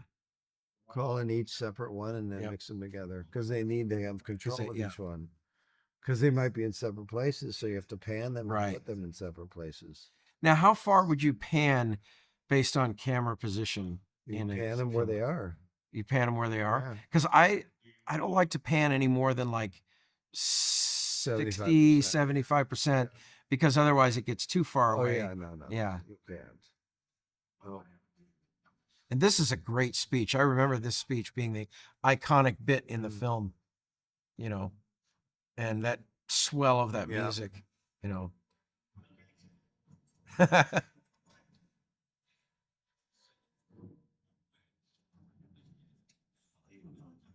And that's where it starts. gotta cook wife, get dinner for the wife. She's leaving for DR. We've got probably 7 or 8 minutes.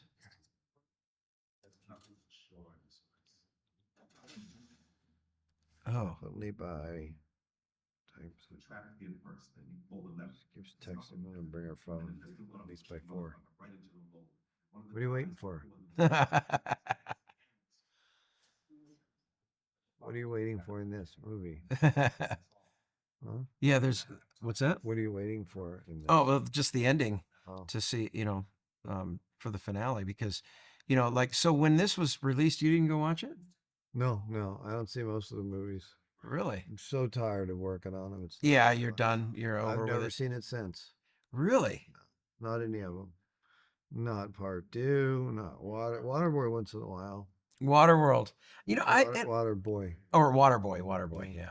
Waterworld, no. Yeah, Waterworld. That was another one Nah, of those shit you get shows. sick of the Oh. people and sick of working. Well, how long were you on this one? A year and a half. A year and a half. See, that's the thing. The guys on set, they're there for 3 months, Yeah. and you got a year and a half of post. Because you're there when they're on set. Yeah. You're Exactly. back in the editing room. And then after they're all on vacation growing their Yeah. hair out, you're stuck You're in the in studio. till the day that it goes on in the theaters. Did you ever have to do a rush? Like, we got to get this out because we got They're always release deadline? Yeah. Die Hard, No Predator 2, the president of the studio had to come in on a Sunday night and tell Joel Silver to sit down and shut up or he's going to be arrested. Huh. Kicked off because he wanted to make changes. And the next day it was being released. Oh my God, really? And we were still in the mixing stage. So my bosses, who were the president's kids, called his dad, flew down there really quickly, got the security guards, took Joel Silver, told him to shut up and sit down. And then the president said, hit record and get through the rest of the reels. Yeah, because if they don't make a theater, Yeah. Then it's, you're cooked. millions Yeah. and millions and Oh millions my of God, dollars can you in imagine? fines. And Yeah. this is now these doors, they look like really heavy steel. Yeah, I imagine they're all fake. Yeah, all fake, but In the old days, it's- they'd be real. yeah, This day but and now age, you've got they could be styrofoam. yeah. But just putting that sound in can make Yeah. all the difference in the world. Oh yeah, eating. I mean, look how quiet it is. Yeah. This day and age, it wouldn't be that way. Yeah, I know. And they would, this I always thought was a weird thing, the alien's perspective Yeah. chasing him down the hall. That was a weird choice.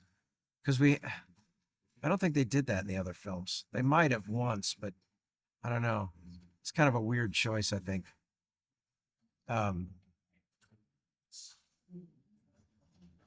So yeah, it's just an air compressor making that Yeah. noise. Yeah. And I mean, that's like, again, there's more layers than people would think.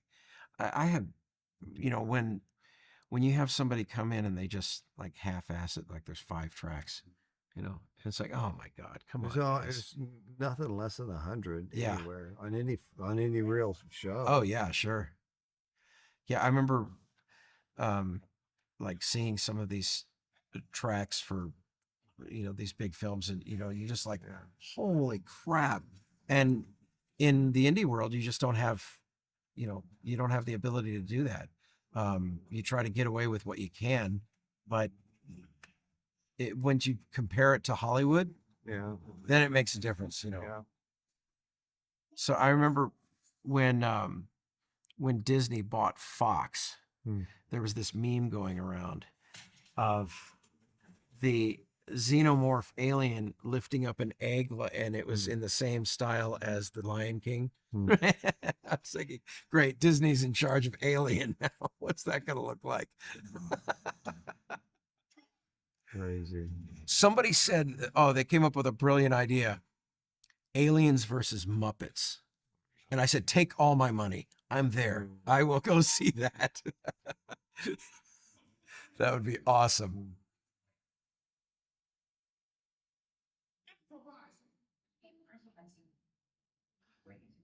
So, what did you go on immediately after this? Do you remember? I think sleeping.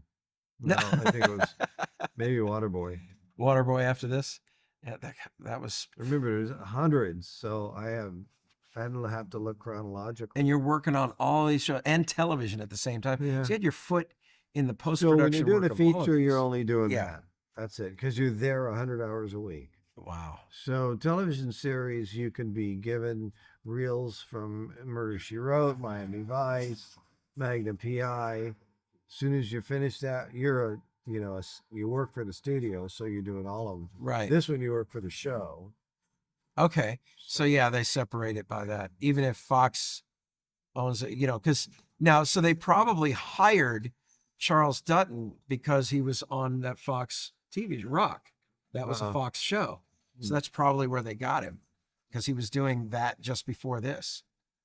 But I mean, yeah, that's No. they share. Yeah, I just think puppetry would have worked so much better for this. Boom. And this is, yeah. Now, how many of the actors did you actually get to, like? I mean, did you work have to with work with everyone. in their looping sessions? Yeah. Every single one did looping, yeah. So Yeah. every single one. Just I can hear. So you told me about the layers of all that, Yeah. just that one scream, and you People, start thinking people about don't it. even realize. No, they don't. They don't think about that. You just don't go saying, okay, I want an alien sound. With this Yeah, one. like that. What is it? Well, now they just AI it to death, and it'd be like, oh boy. Well, so when they're getting like these tracks here of everybody screaming, that's just from different takes, or did they deliberately go in and Walla. record that? That's just Walla stuff. Yeah. Yeah. Because nobody knows it's going to be there. You're on the stage. It's the supervisors, the sound supervisors' Uh-huh. choice.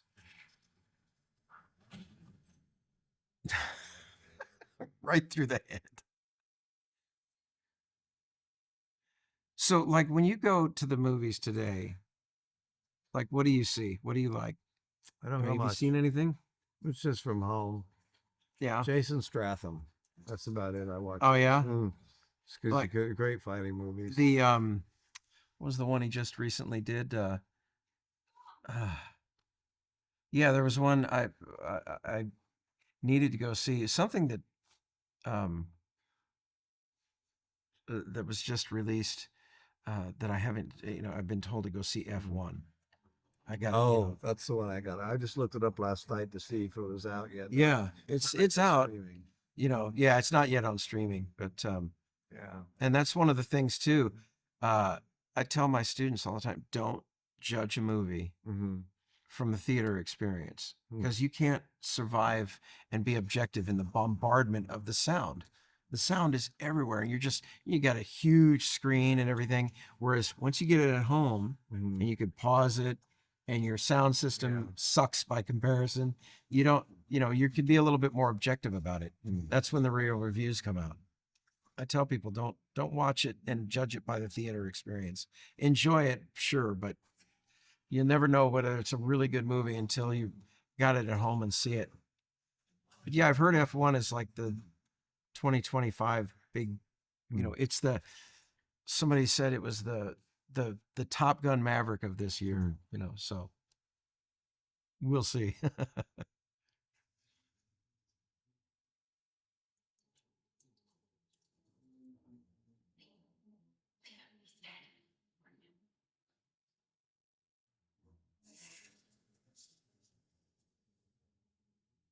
Now I'm going to be thinking of squealing pigs all the time. Took that movie magic away.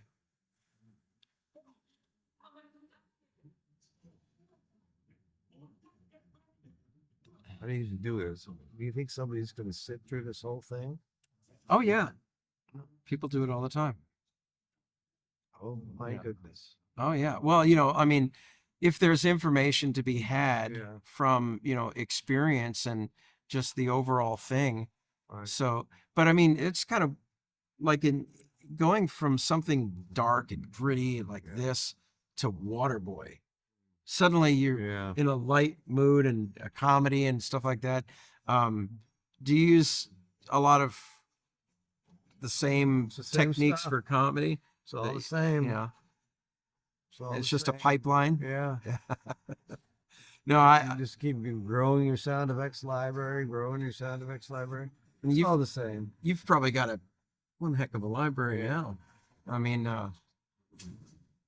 Mostly experience. So. yeah, and there's no substitute for that, But being retired for so long from that world, there's a lot of transitions you didn't have to get used to. Yeah. Yeah. And I now, see them now. yeah, now you see them. It's like, oh my goodness, I mean, yeah, I consult and help with a lot of people's shows, Yeah. but I don't like doing it much completely anymore. yeah, It's not fun. really. Well, So, the film program, Yeah. we're gonna get.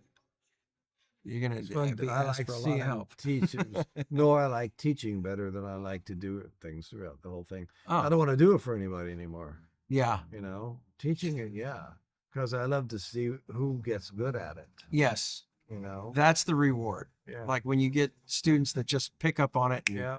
and they run with it. That's what I makes love. you. Yeah. But that's only like 15 or 20% of the students at best, Yeah. and when they're really willing to put the work in, and make it Yeah. special. These guys. No idea. Jeez. I had a student a couple of years ago open up a ketchup packet and squeeze it like to make the sound of like this squishy blood dropping on something. Like it worked pretty Yeah. well. I mean, I was like, that's You ketchup never packets. know. He said, well, it was ketchup and layered with salsa because it was thinner. So it would kind of like put the two sounds together, layered okay. It was pretty,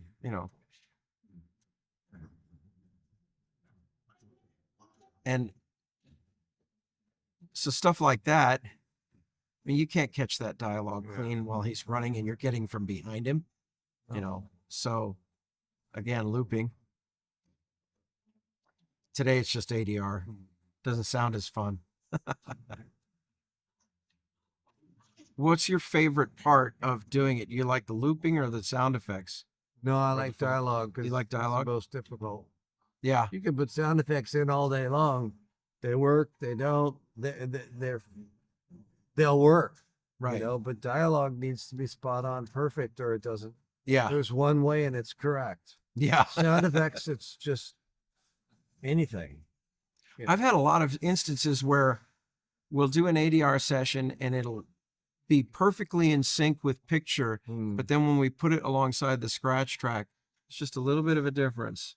But if it works, it works, and I found too, performances can be changed and enhanced in ADR, the way it's a line kind of is fake though. Yeah. Yeah. We had one guy, one brilliant student. He did this film and we were doing an ADR session and he delivers this one line, which is, so who's working tonight? And then, but the expression on his face, he decided to try something different in the studio and he goes, so who's working tonight? And suddenly he went from 0 to asshole in just that one line because he's supposed to be the dickhead boss, right? Yeah. And it just made the performance. It was like, who's working tonight?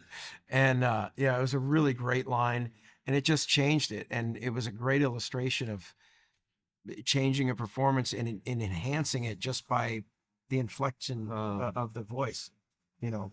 They should have done it when you were filming them. No, well, that was I wasn't there. I was just teaching the students how to do the ADR session. But once we did it, it was great. And the same film, we bring the director in. We had to Foley this car coming to a stop. I was breaking down on the side of the road, and I just, since it's a comedy, I got cartoonish with it. So I took like the Warner Brothers like cartoon sound effects of Right. machinery and stuff like that coming to a halt, and threw that in there with real engine sounds and stuff like this, and it just made it funny. And then when he gets out, because it was so windy they couldn't keep the sound, so he gets out and closes the door, walks, shuffles to the front of the car and everything, and the sound was completely unusable. So we call the director in to show him what we'd done, and what we'd done was like completely Foleyed the whole bit, and it was so gratifying when you're sitting there and playing it for the director and says, "So what'd you do?" And say, "You remember what it sounded like before, right?" I said, "This is all Foley." It's like, "Really?" I was like, "Yeah, that's when you're like, oh yeah, that's that's the fun of it." I'll show it to you when we, right. like next time we get together and get into the studio. This is the end, isn't it? Yeah. Yep. Here it comes. I mean, that just sounds like steam. Yeah. And It's gravel, yeah. Okay. Gravel sounds. but it's a loop you hear Yeah. too. It's not a very good one. Oh yeah, yeah. Mm, I never caught that. See, that's the thing. You terrible. don't catch this stuff But as until film, you get lazy. Yeah. Now these days, you do something different. no, it works unless it's pointed out. You'll never know it. And then of course we get the jump scare, which is not. I think that's one of the things that Fincher's had also didn't want, where they do the alien jumping out of it. I don't think that was actually something that he did. That was the studio. I think I heard that somewhere. Yeah.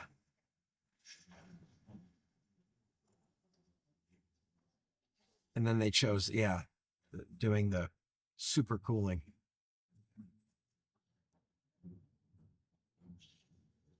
The other thing too is being the third in the series, we almost have no mystery about this animal now. So it's not as scary. But still pretty good. There's the sprinkler.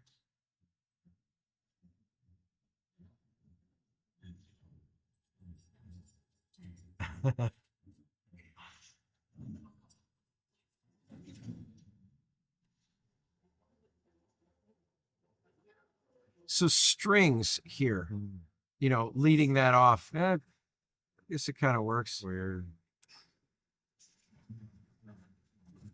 Boom. Finally. Yeah, right?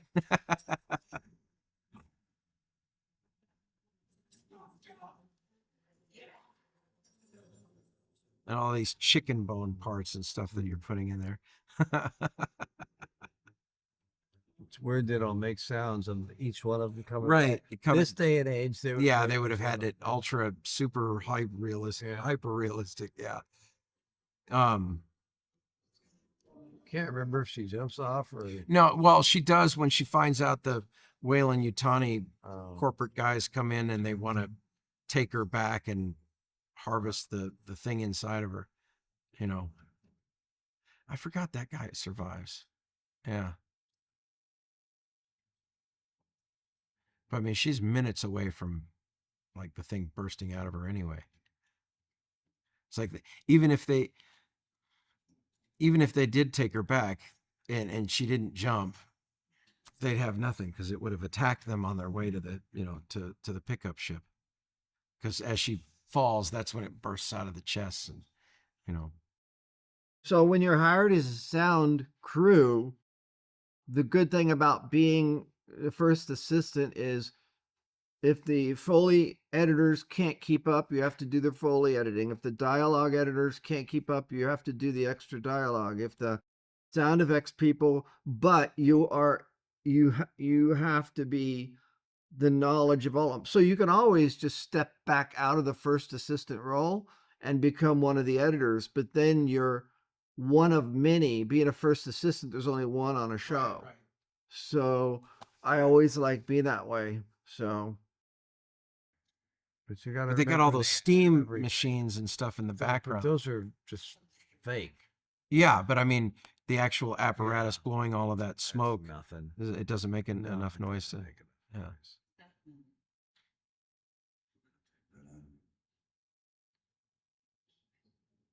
It all depends on if they're walking and it's making too much noise or not. Yeah, because I can hear as Lance is taking steps, I can hear something.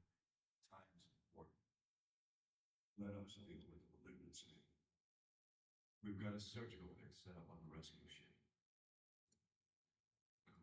Yeah, I can hear the chains as this guy walked in.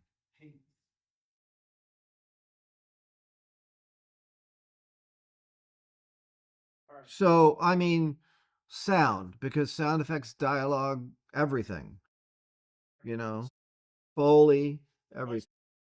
Each track you held in your hand, and you built a track with your fingers, you know. So when you needed a sound effect, you go to the sound effect library.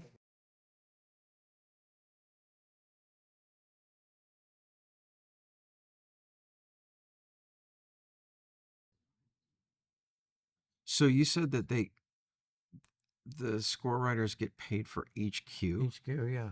Oh my It's god! like a song. You know, I mean but that's each cue that's actually used. Yeah. If it's not That's used, why then they they wanna spent. make sure Yeah, you get paid try to for get it, as much. you know? Yeah, yeah, and that At least they used I guess it makes sense.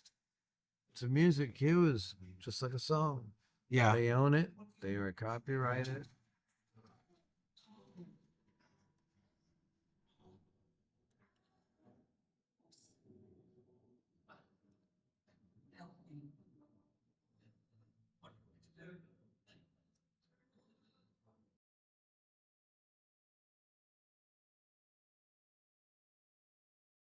The main things are when the alien speaks are because there's about 150 tracks of.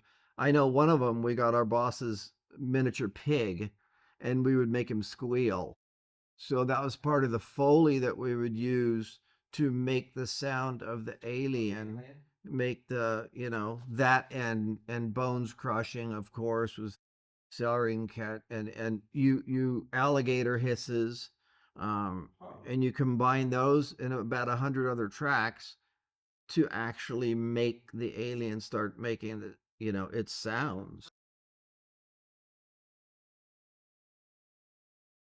so in this ending too, um, because I remember in one of them, this was in fact another Bishop android, but here I think he's really hurt. This is a real human being that Lance is playing, um, and I think because I don't see the milk, spurting out. It looked like blood, so I think they did it two different ways. And here she goes. Yeah, because his ear's hanging off, Hmm. but I don't see milk. I see blood. And this And is the only one. yeah.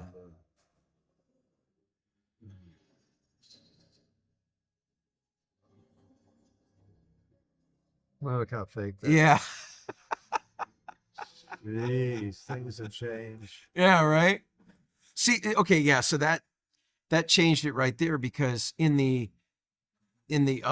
theatrical release that I remember, it bursts out of her chest as she's falling, Really? and it tries to get away from her, and she grabs onto it and holds it until she gets down into the fire. Crazy. So, yeah, this is kind of like an alternate, Wow.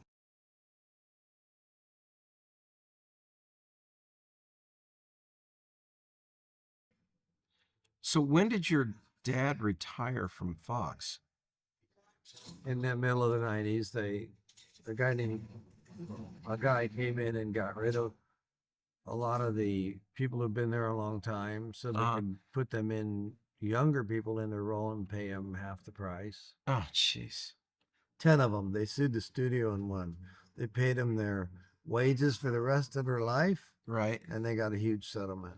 Wow. So he never had to work another day in his life. They still had to pay him. No, Stupid. I mean, but that's not really saving money, is it? No, it wasn't. Didn't work out the way that they expected Yeah. because the unions are pretty strong. Yeah, absolutely. So anyway, folks, that is Alien 3 with Ron Urbis. Who's tired? Yes, he's tired. He's got to He's get old. going. But hey, thanks for tuning in. Give us a like and a thumbs up, and hopefully you took something away, about the world of post-production and professional big filmmaking. Learn This something, is- I hope. Yes, always learn something. You can always learn something. Never stop learning. Thank you. Appreciate it. See you Thank later, you. Sean. All right. And you guys, again, give us a like and have a great week. We'll see you next time.